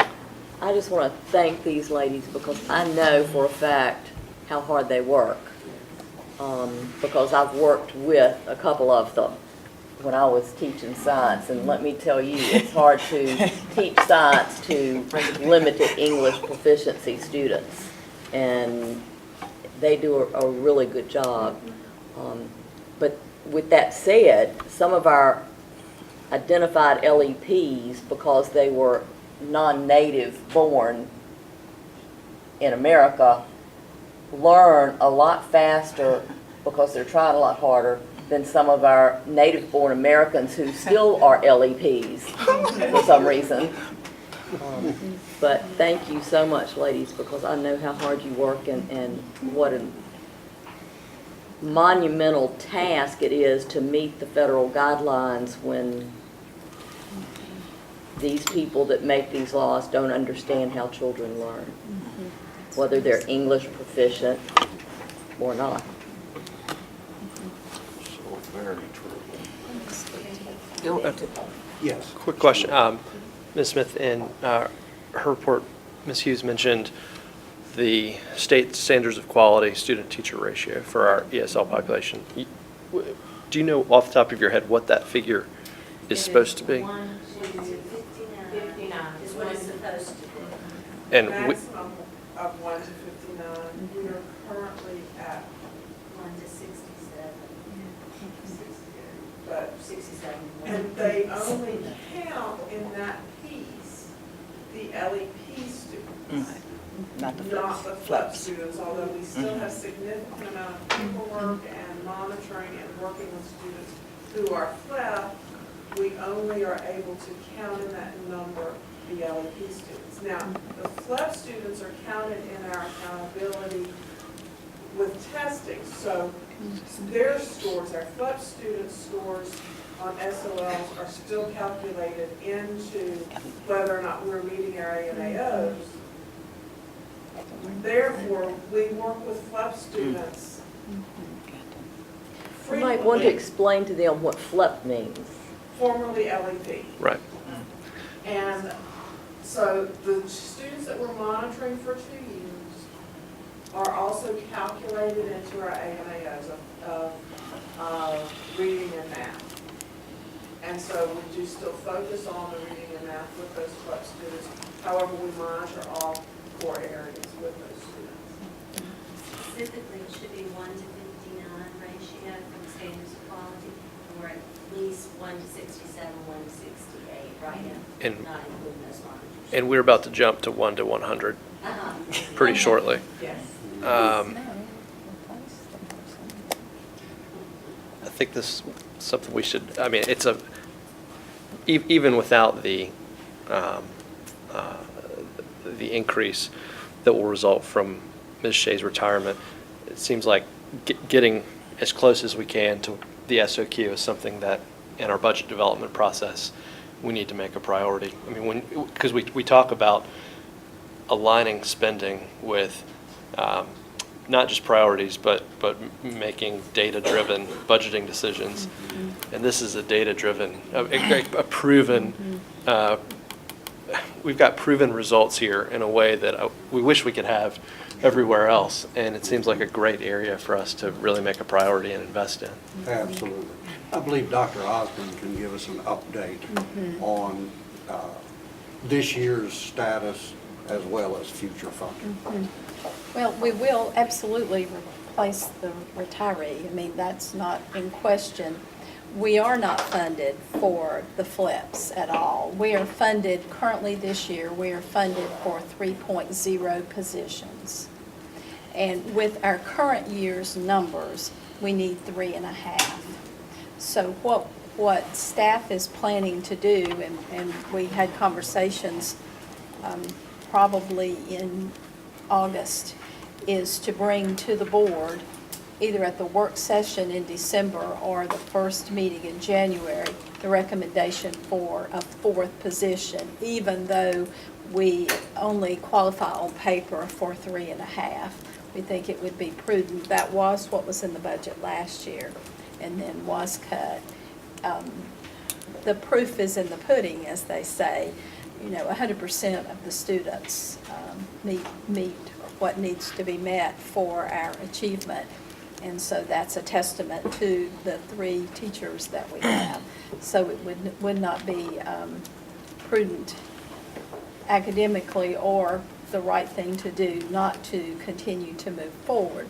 In addition to that, the funding is 1 year behind. We are funded from last year's numbers, and of course, we've increased since then, so we always have to keep that in mind. Ms. Hughes? I would be interested even to find out what our numbers are by March, by the spring or whatever, as to how many students we have That would be good. compared to what we have now. So with the funding lagging enrollment by a year, do we get in trouble with the state if we don't provide the extra faculty for the English language learners that exceed last year's numbers? I don't know that we would get in trouble with anything other than when we have our monitoring. They will it'll be an exception in the monitoring that we have more of a caseload for each of our persons than SOQ indicates. However, there are a lot of unfunded mandates, and this is one of those. That's one of the things that we talk about. And it's a classic example of an unfunded mandate. And it's a very valid mandate. It's something we need to do for those young people.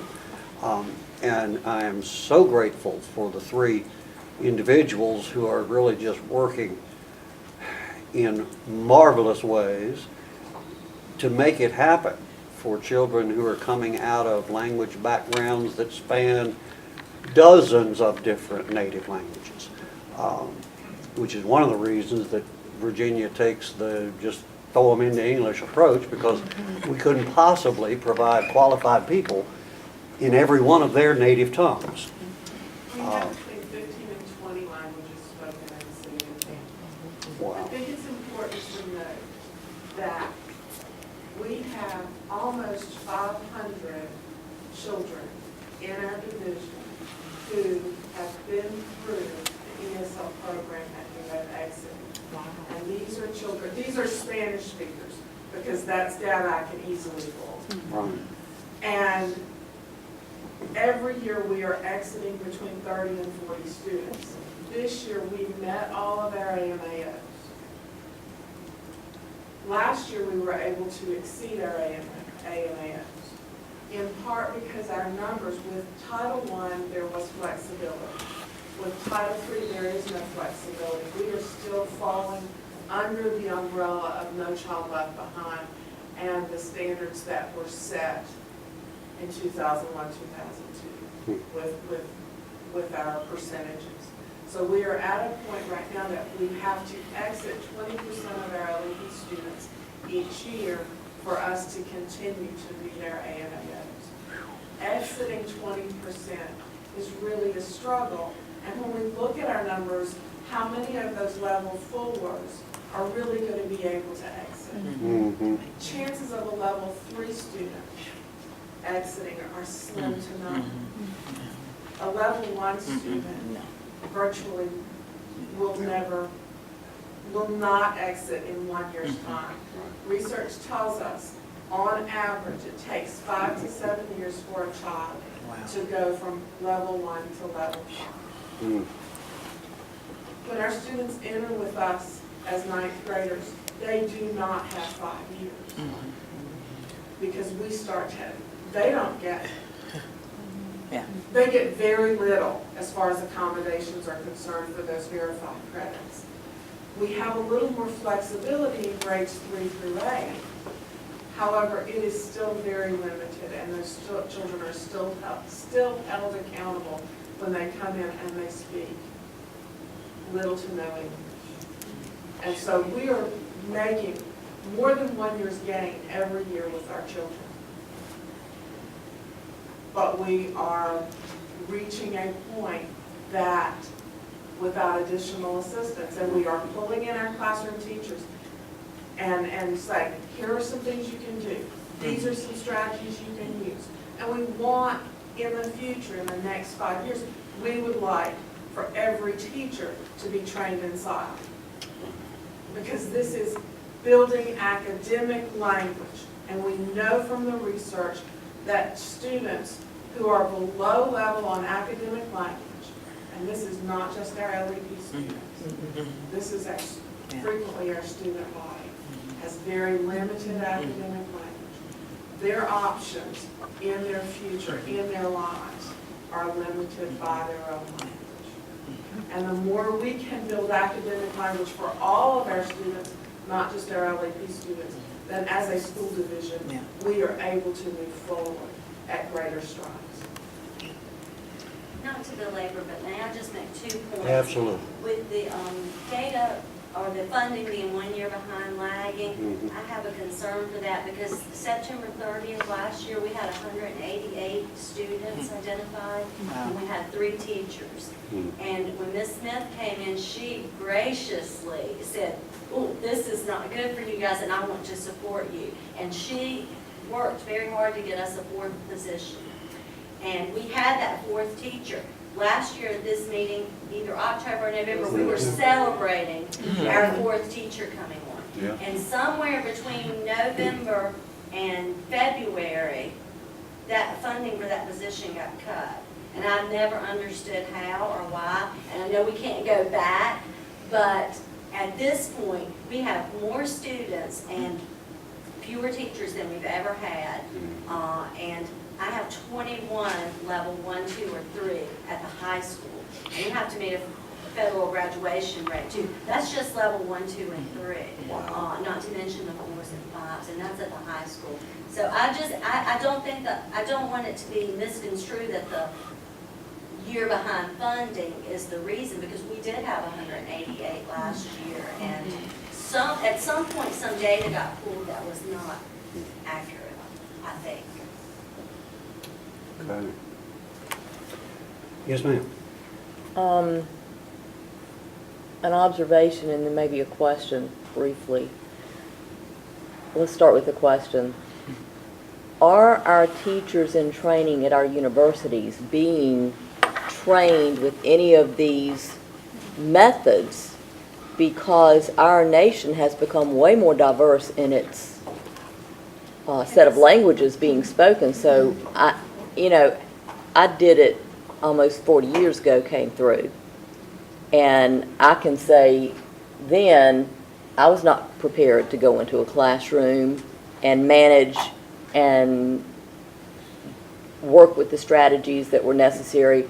It's more or less an on-the-job training program, so maybe somehow or another our legislators can decide that there should be certain types of training going on in our universities that is not now going on because of the diverse population. We And still seem to see that that is delayed. And there are talks at AGRIT about creating a certification program for ESL teachers within the next few years. that However, would be great.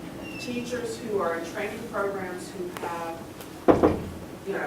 math, science, just general education training programs, do not have extensive training in working with LEP students.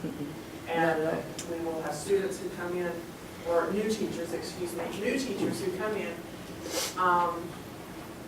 Each year, I'm invited to speak to the new teachers orientation program. And most of the teachers have very, very little information as they come in about LEP students and English language. And my observation is that that's something the city council needs to take into account as well in their budgeting of DPS, because they're trying to recruit different industries to come in from different places that will be bringing limited English proficient people in some cases, but we already have a major population of Spanish speakers that we have to educate in the same manner that we educate our English speakers. And these ladies do a tremendous job, but the classroom teachers who are not trained in using these methods or working with LEPs struggle themselves. So. Well, I think the best thing we can say is that the board would appreciate some updates as we move forward with the positions that we need to make sure we have, both for this year and for the future. And we do indeed thank you, ladies, very much. Dr. Williams? Yes, sir. Would it be possible for, at our work session to get an estimate of what it would cost, say, from January 1st through the end of our fiscal year to fund that fourth position if we had a crop of good applicants who applied to replace Ms. Shea, in the event that we've got more than one person we'd like to possibly bring on? And I know that funds are very tight, but just would be helpful to have an estimate if the board did decide to go that route, if possible. Yes, I'm sure that could be provided. Anything else on our update from the ESL department? Thank you again, ladies. All right, we now move to some action items. First up will be the personnel recommendations that we had this evening, and Dr. Jennings is going to move over to the lectern to officially present these to you. Thank you, Dr. Pahamas, and good evening. We have prepared for your review and hopefully your approval 10 personnel recommendations for tonight. As you look over the cases, I do want to point out just a few things. If you look at the case ending in 01, you might wonder why this particular effective date. As you know, we only bring people to you for actual election after they have obtained their Virginia teaching license and everything is in order. It took a little while for this to happen for this individual, not due to any fault of the teachers, but we had to have several conversations with the Department of Education on her behalf. Also, looking at the case ending in 03, I want to point out that, first of all, with regard to the salary not exactly matching the years of experience, that's because the individual is only starting at this point in the year, and this indicates what she'll be making for the remainder of the year. I also want to point out that this is someone who retired from us a while back. She's only coming in to finish out this school year. We're not making a permanent placement at this time. I just wanted to be clear about that. If you have questions, I'd be happy to respond. Otherwise, we respectfully request your approval. Yes, ma'am. Can we pull 7, 8, and 9? 7, 8, and 9. All three of those. Yes, we can pull cases 7, 8, and 9 for discussion in closed session this evening. We shall. Are there any requests to pull or any questions? No, I just had some questions about 03, and you answered most of them. So this is just for the remainder of this school year? At this time, yes. At this time? Yes. This person, because of having retired, is her VRS now stopped? Or- No, that No? does not have to stop because Okay. this is not a full year. So Okay. it's the partial requirements, whatever that go with, not just VRS, but IRS. Right. So, Okay, thank you. Other questions? All right, then this is for action. An appropriate motion would be to approve with the exception of cases 07, 08, and 09. Mr. Chair, I move that we approve with the exception of cases 07, 08, and 09. Thank you, Ms. Hughes. Second. A second here from Ms. Hall. Any discussion?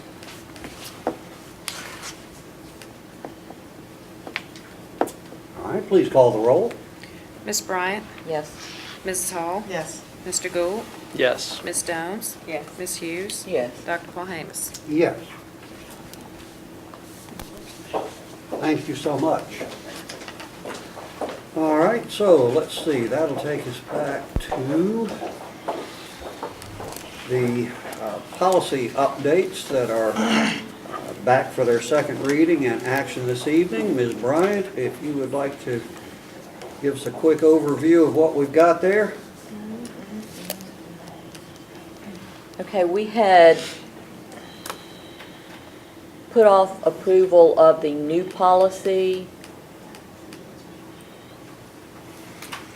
entitled Restraint and Seclusion of Students until we could go back and reword some of the information, which we did in committee last month, so that in the policy itself, 2080.51, Restraint and Seclusion of Students, most of the wording stayed the same as we had received the appropriate wording from the Virginia School Board Association, what they recommended. What we changed was in the documentation and notice to parents where it had said, and I don't have the previous wording in front of me, within 15 days they would be notified, basically. We, as a committee, decided that this wording was what we wanted as a board we had discussed. Every reasonable effort will be made to contact a guardian, a parent guardian, by phone within 24 hours of an incident, and a log will be kept of all call attempts. A parent guardian will also be notified in writing by letter sent to via USPS certified mail within 3 Danville Public School business days after any use of, and then physical restraint or seclusion. None of the rest of that changed. Then we decided that there, of course, would be a call log that would have to be kept. So each of the regulations, the one for restraint of students and the one for seclusion of students, in the regulation document itself that has to be filled out by the teacher who does the restraining or the secluding, there is a new table that has been added in, the parent guardian contact log, in which you list the date of the incident, the person making the notification, the date, time, and method of the call, so that within the first 24 hours that would be documented so that it would be in the student's file and notification had been attempted via phone, etc. And then, of course, the letter would also be going out into the USPS certified mail. So, with these changes that we have put into this brand new policy, I bring it from the policy committee as a recommendation that we accept it. as it now is. All right, that's a motion to approve this new policy with those changes coming from the policy committee. It does not require a second. So is there any discussion on this?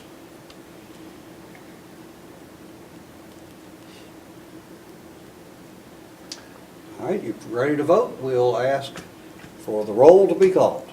Mrs. Hall? Yes. Ms. Bryant? Yes. Mr. Gould? Yes. Ms. Stones? Yes. Ms. Hughes? Yes. Dr. Paul Hamus? Yes. Dr. Campbell? Yes. Thank you very much, Ms. Bryant. Let's see now, we move, excuse me. We now move to the issue of the holiday scheduling. This had come up at our last meeting at the work session October 16th, and it surrounds the half-day possibility on November 26th. In prior years, the day before Thanksgiving had been a half-day for students and staff. This year, it was basically a vacation day for students. And in order to meet the required 10 days in-service training for teaching faculty, it was listed as a full day of that kind of activity for professional development. And the question has been raised as to, do we really need them to stay all day the day before Thanksgiving? So, Dr. Osborne, do you want to tell us what you have come up with that might be a possibility for us? In talking with others, the only resolution of which we are aware is because the length of day for each employee with Danville Public Schools is part of policy. That is part of the policy manual in Human Resources. The board could, for this instance only, change the length of day that is considered as full-time. For example, if an individual is considered full-time or their day of work is 6 hours, then the board could consider for that one day that a full day of work for that individual would be 3 hours or 4 hours. So, speaking strictly about teachers, the minimum day for a teacher by policy is 7 hours. So the board could declare 4 hours or 3.5 hours or 5 hours as the full day of work for that one particular day. For individuals who are 8 hours, it follows suit. 4 hours, 6 hours in there. That would be the only change that the board could make without abridging the requirement for a full day's staff development. You would have to alter the meaning of day for that particular date. Is this day a staff development day, or is it just a normal, what we call a teacher work day? It's a teacher work day. But this, we would need to do something to include classified staff as well. That would be the board's decision. Are there activities that afternoon for which some classified personnel need to be on board? If notified far enough in advance, anything that is reasonably planned could be addressed in another way without causing additional overtime or something like that. That wouldn't be appropriate. But typically, because it's the day before a holiday, our maintenance staff, for example, the custodial staff wouldn't wax classrooms, those kinds of things. We don't have staff development planned for that day for instruction from the division level. And I spoke with some teachers on teacher superintendent as well as the DEA that I met, and we presented the budget to the DEA as well. I didn't mention that. And they indicated that what they would be doing would be in their classroom. all groups. All right, other questions, Dr. Osborne, about this possibility? So, Dr. Osborne, if I'm giving you right, so they would be, it's a possibility then they could get out by 12 o'clock? That would be the board's decision to do so, It would yes. have to be staggered, wouldn't it, or not? No, it wouldn't have to be the staggered. board could determine that the day for all classes of staff, for example, Okay. is 8 to 12. You know, or it could be done by hour. By hour is more cumbersome, just because, Right. you know, this group works 7 hours, this group works 8, this group works this many hours. Mr. Chair, I move we make November 26th a 8 to 12 day for our staff. I certainly accept that motion.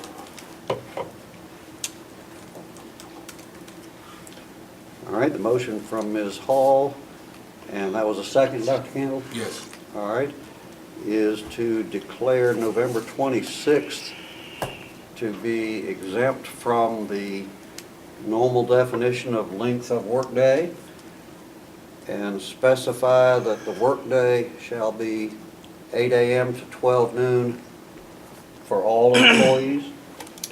Is that As appropriate? considered a full working day. Okay. As a full As a working full day. working day, add that to the motion. Dr. Osborne, now the custodians, would they also be off? They would work under, 8 to 12. this 8 is to 12. approved, Right. 8 to 12. Everybody gets out of, great. 8 to 12. So instead of coming in at 7, they would come in at 8, or whatever time they normally come in. And We don't need to specify that, No. do we? No, no, Okay. no, no, no. But that would more or less meet the requirement. That would be Of the everybody. requirement. That is Right. the only way we could determine as legally appropriate for Right. the board to do so. All righty. I just feel like it would just speak volume of the board, to be sensitive for Thanksgiving. Person's going out of town, person's coming in town, take care of family members, so I think it would just, but it should be a shot in the arm for DPS. All right. The motion is, well, I was jotting and talking, and let's ask Ms. Jordan how she has it listed. Let's make sure we've got it right. Okay, to declare November 26th to be exempt from a normal workday as 8 to 12 p.m. as a full workday. And the wording, Where it says to be 8 to exempt from the Definition of a normal length of workday. day policy. length of day policy. Okay, To be exempt from the length of day policy, and to extend from 8 a.m. to 12 p.m. for all employees it's a full workday. as a full work day. Extend or declare?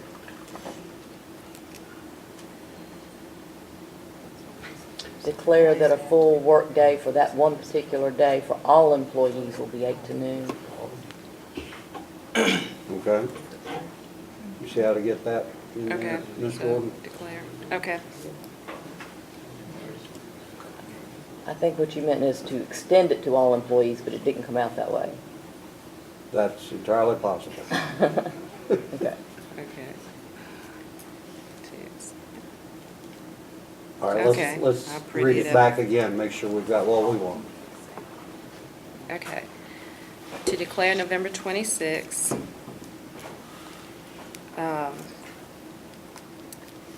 as to extend the length of the normal workday as 8 to 12 p.m. And we don't want to extend it. Well, as to extend to all employees as a full workday. That's cumbersome.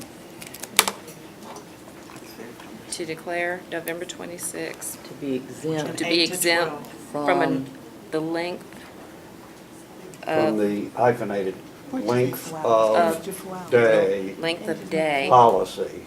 Okay. Length of day policy. Okay. and to extend to workdays 8 to 12 p.m. All DPS. for all to extend to all DPS employees. Let's get It's a rid of full that workday. extend. Yeah.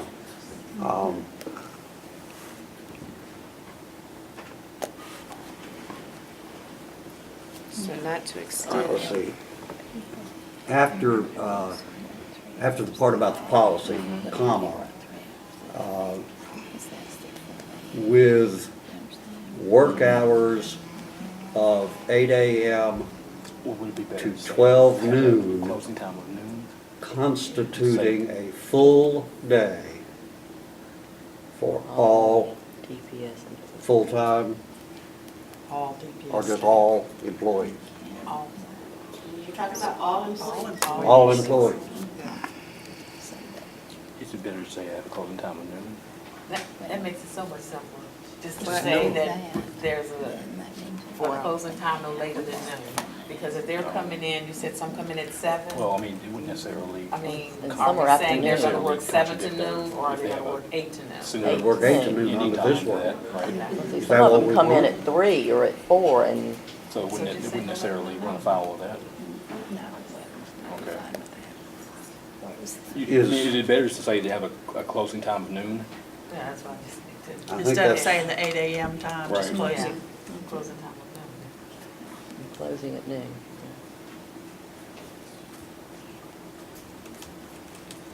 So it doesn't matter what their normal hours. It doesn't matter when they start, I mean, you Okay, so know, they would still report at their normal Right. report time. you might start work at 9, you might start work at 11. Regardless of when they normally come in. They all wish. Everybody's leaving now. Is that workable? Is They that all fine? be paid for a full day? That was gonna be my next They thing. Yeah. say that every employee's paid for a full day? Plus, That's what you're saying. plus, if I Yeah. choose not to work that day, does Ms. Cassidy take off one day or half day? One day. If it's One day. declared. We know that's If gonna you're, come. if you're declaring this, One what you're day. changing is you're making it a full day, they get paid for a full day, and they get Mhm. docked a full day. Exactly. That is the That's right. only legal way to do it, but So if they don't come to work, they get docked for the whole They get day. docked for the whole Right. day. Because we said in here, we are declaring it to be a full work day. Right. Exactly. That's in, Make sure we're ready for that. Yeah. And that will be something that would come out from the superintendent's office to say, this is This what the board has constitutes. declared, these are the components or the stipulations or the, right. Mhm. I think someone has to state the motion again. What was the motion? Someone has to do it over again. Ms. Bryant, you want to read the motion? as Let's it's see written? where we are at Okay. this point. If you can read that. Okay. To declare. To declare November 26th to be exempt from the length of day policy, with the work day being 8 a.m. to noon for a full work day for all DPS employees. Or constituting a full work day for all Take DPS out the employees. 8 I mean, the issue was that some people don't start at 8. Right. Well, We but took out this the is, 8 what we're a.m. saying is, I think I just clarified that. If they work 7 to whatever, because they would have to get in You gonna say 4 hours? the half Say day. 4 So hours? you would make some come in at 7 and get off at noon? Is that what you want to do? there are people who work 3 hours a day, Right, and we wouldn't make them work 4, because that wouldn't be, Right, you know, okay. that kind of thing. okay. All right, so the big question now, before we finalize the crafting of the motion, is whether the board wants to change anyone's report times in the morning of that date. No. No, I think So we it's want them to a come in report. whenever they normally come. Correct. Come in whenever It's they only normally half come a in. day, And finish leave at at noon. Yes. All right. And you realize that even within a single category of employees, namely teachers, there will be teachers who normally come in 7 a.m. They'll work till noon. Uh-huh. There are normally teachers that come in around 8:15. Well, on student days, they'll that work is till- correct, Right, but the but on work work days, days, they come in at the same at time and 8. leave at the Teachers same come in time. at 8. On Is any that- workday, isn't that teachers come at correct, 8? Ms. Dawson? They come in at 8 on work days? Yes, ma'am. Okay. Regardless 8 of or their regular 8:30? schedule. Right, because when the Okay. students are there, our teachers have to be there before 7 o'clock. But So- on work days where there are no students, the teachers do not have to report till 8. So we can keep 8 in. 8 or 8:30, because I know all the, okay, school-wide. I know there's middle school, I don't know about high school or elementary. Mr. Toomer, 8 o'clock? 8 to 3. 8 to 3, Okay. okay. So we can keep the 8 a.m. in there with those reporting. Does it impact any other staff I other mean, than it's not just teachers? teachers though, Yeah. right? No, it's everybody. All staff. Custodians, Then we need to take out the 8 a.m. But without the students being there, the custodians would not need to report earlier. I mean, 8 to 12 would work for everyone across the board because the students would not be there. Except as she pointed out, some people are only part-time people and work 3 hours, but We could address those They- individually, because each school has its own could we insert, unique could we schedule. insert full-time employees and that, no? Most of the teacher and paraprofessionals would be working that day anyway. Right. No, Right. They only work on student days. Okay. all right, and the bus drivers wouldn't, and the cafeteria would not. Yeah. Cafeteria workers would be working. Okay. Teachers, administrators, and central office staff and support. Really who we're talking about. And so And custodians, so maintenance. maintenance could Say 8 to 12. adjust their time, 8 to Transportation. 12 universal. 8 to 12. 8 to 12. It's 8 to 12 is a full All day. right. Full day So work. moved. And put 12 noon, don't put 12 PM, because there is no such thing. All right. The original maker of the motion, Ms. Hall, And I so moved it. and her seconder, Dr. Campbell, have asked to change the wording to get it more precise to the wording that we currently have. Is everyone comfortable with that? All right, so we've got a motion on the floor that ultimately says 8 a.m. to 12 noon on November 26th constitutes a full day for DPS employees. A full workday. That's all you have to say. Okay. That's All right, all you a have to full say. workday. We all in agreement on where we are? All right. Now, any debate on this? I just want to say, do y'all typically have half a day off prior to Thanksgiving in years past? You have? In the last several years, yes. And moving forward, the calendar committee, please, I think, keep that in mind when they're working on the calendar. We already have a calendar for next year. It's the same issue, right?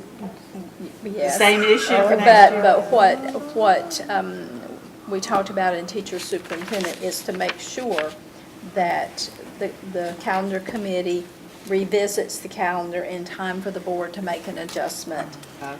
We don't have to go through. So you don't have to go, Thank you. yeah, just the adjustment, because you've already approved the 15-16 calendar. Okay. Thank you. All right. Any other discussion? Only that this is a very nice way to give thanks for our employees. Give thanks to I them. think thanks will be given in many ways by many folks, and I think it's appropriate. Other discussion? All right, then Liz, let's please call the roll on that. Okay. Mrs. Hall? Yes. Mr. Gould? Yes. Ms. Downs? Yes. Ms. Hughes? Yes. Dr. Paul Hamus? Yes. Dr. Campbell? Yes. Ms. Bryant? Yes.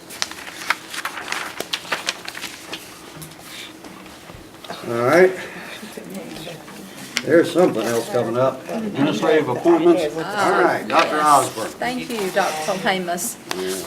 A few weeks ago, the board approved 2 positions for Danville Public Schools, 2 administrative positions, an additional assistant principal for Langston, and an additional assistant principal or an assistant principal for Langston, and an assistant principal for Woodbury Hills. Individuals have been interviewed by a committee for Langston, and the second round of interviews was held today for the assistant principal for the Langston campus.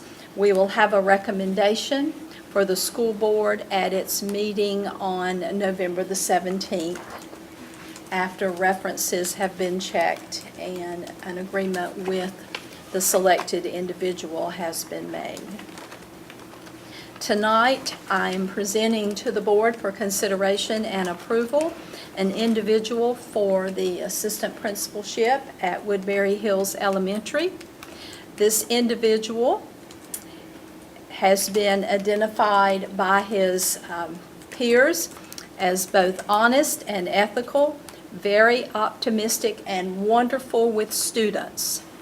This individual works at Westwood Middle School, where he is currently the history department chair and a 7th grade social studies teacher.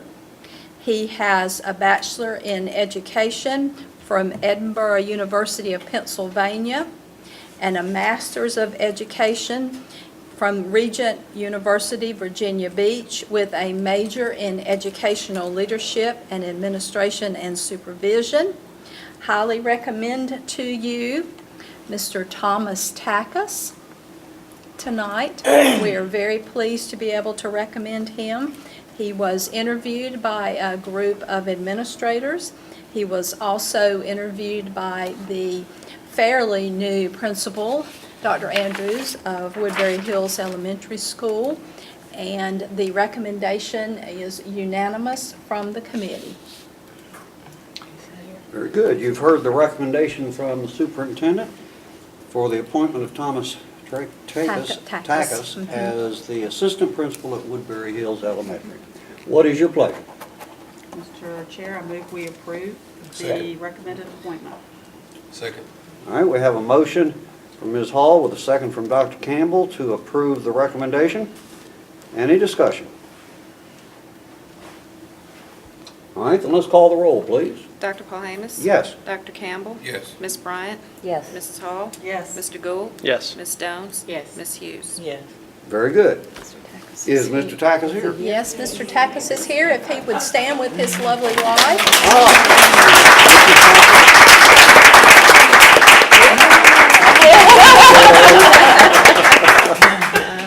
Very, very good. We are so pleased that you are ready to take on new challenges for the students in Danville Public Schools. Thank you. I'm grateful for the opportunity. Yeah.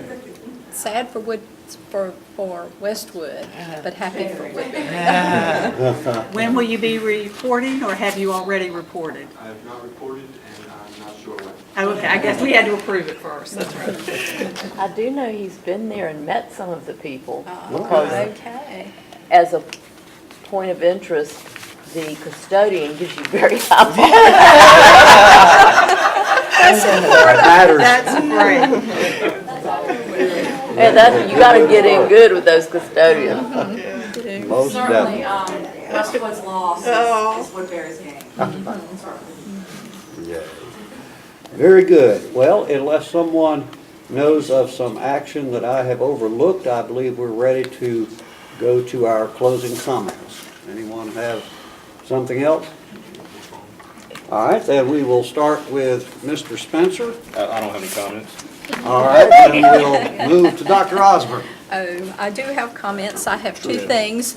I would like to recognize and remind our board members and our community that Forest Hills Elementary School has been recognized as a distinguished Title I school for 2014-15.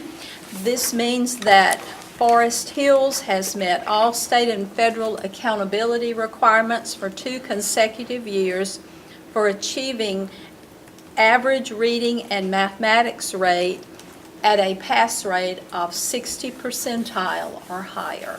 So congratulations to Title I Distinguished School, Forest Hills Elementary.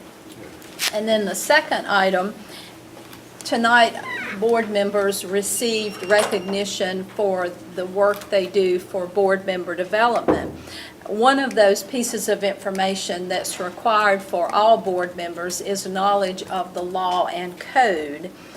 Board members have received ongoing support from the Virginia School Boards Association in efforts to make sure that timely and up-to-date training is provided.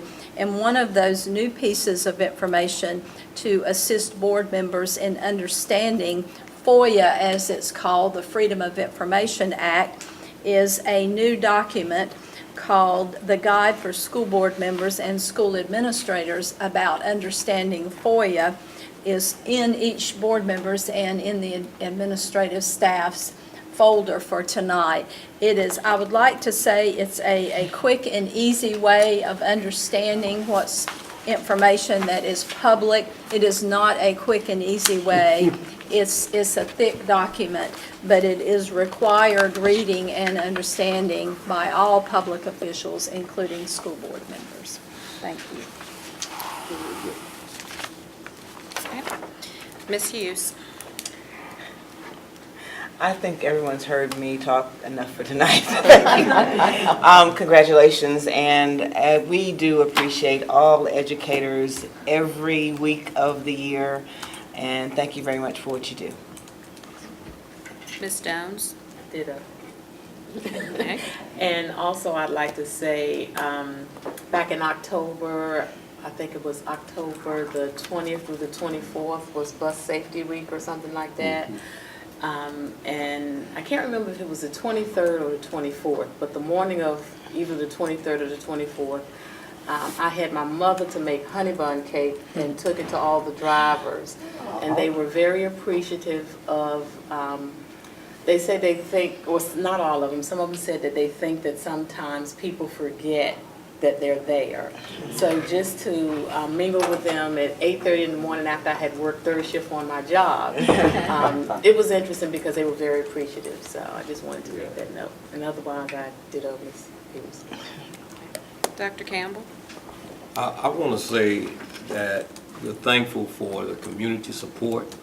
We had some churches that I dare not call names because I may forget someone, but they were very instrumental in getting some T-shirts over at Bonner. And so it's nice to see that churches are involved and want to see what's best for our kids. Also, I had the opportunity to go to Joplin, Missouri to have a conversation about Bright Future. And I will not go into the intricate workings of that, but at the next work session, I'd like to share that with the board in regard to the information that I received when I was in Missouri. Thank you so much, Mr. Chair. Mr. Gould? I'm going to keep the trend going and be very brief.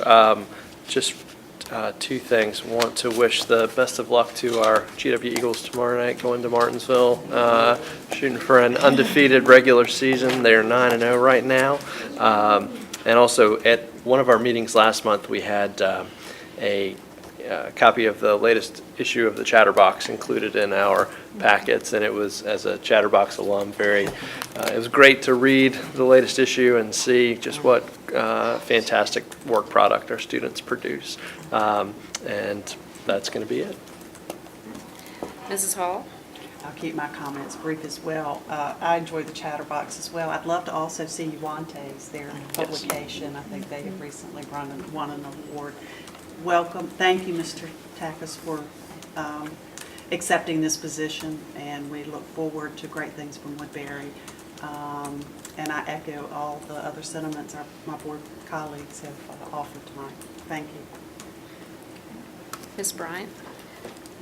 I would like to thank all of our teachers. 1 week out of the year is not enough to be recognized during National Education Week, because we ought to do something each and every day if we don't do anything but pray for their guidance. Thank you to everybody who does anything for Danville Public Schools, because all of these behind-the-scene people that don't get recognized, we do appreciate what they do as well.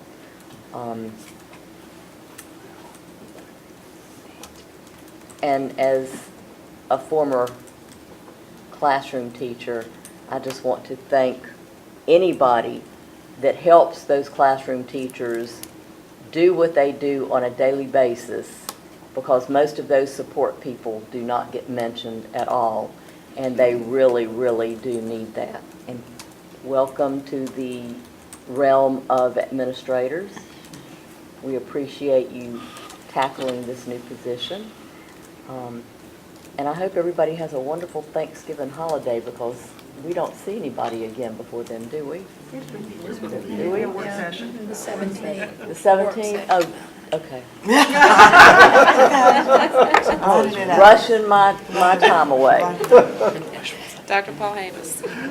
I, like Ms. Hughes, have spoken more than enough for this evening. Thank you all for coming, and thank you for your continued support.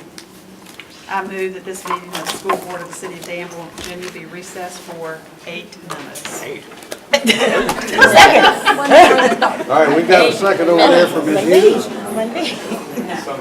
Any discussion? All right, please call the roll. Dr. Campbell. Call the roll. Ms. Bryant. Yes. Ms. Hall. Ms. Hughes. Ms. Jones. Dr. Paul Hamus. Yeah.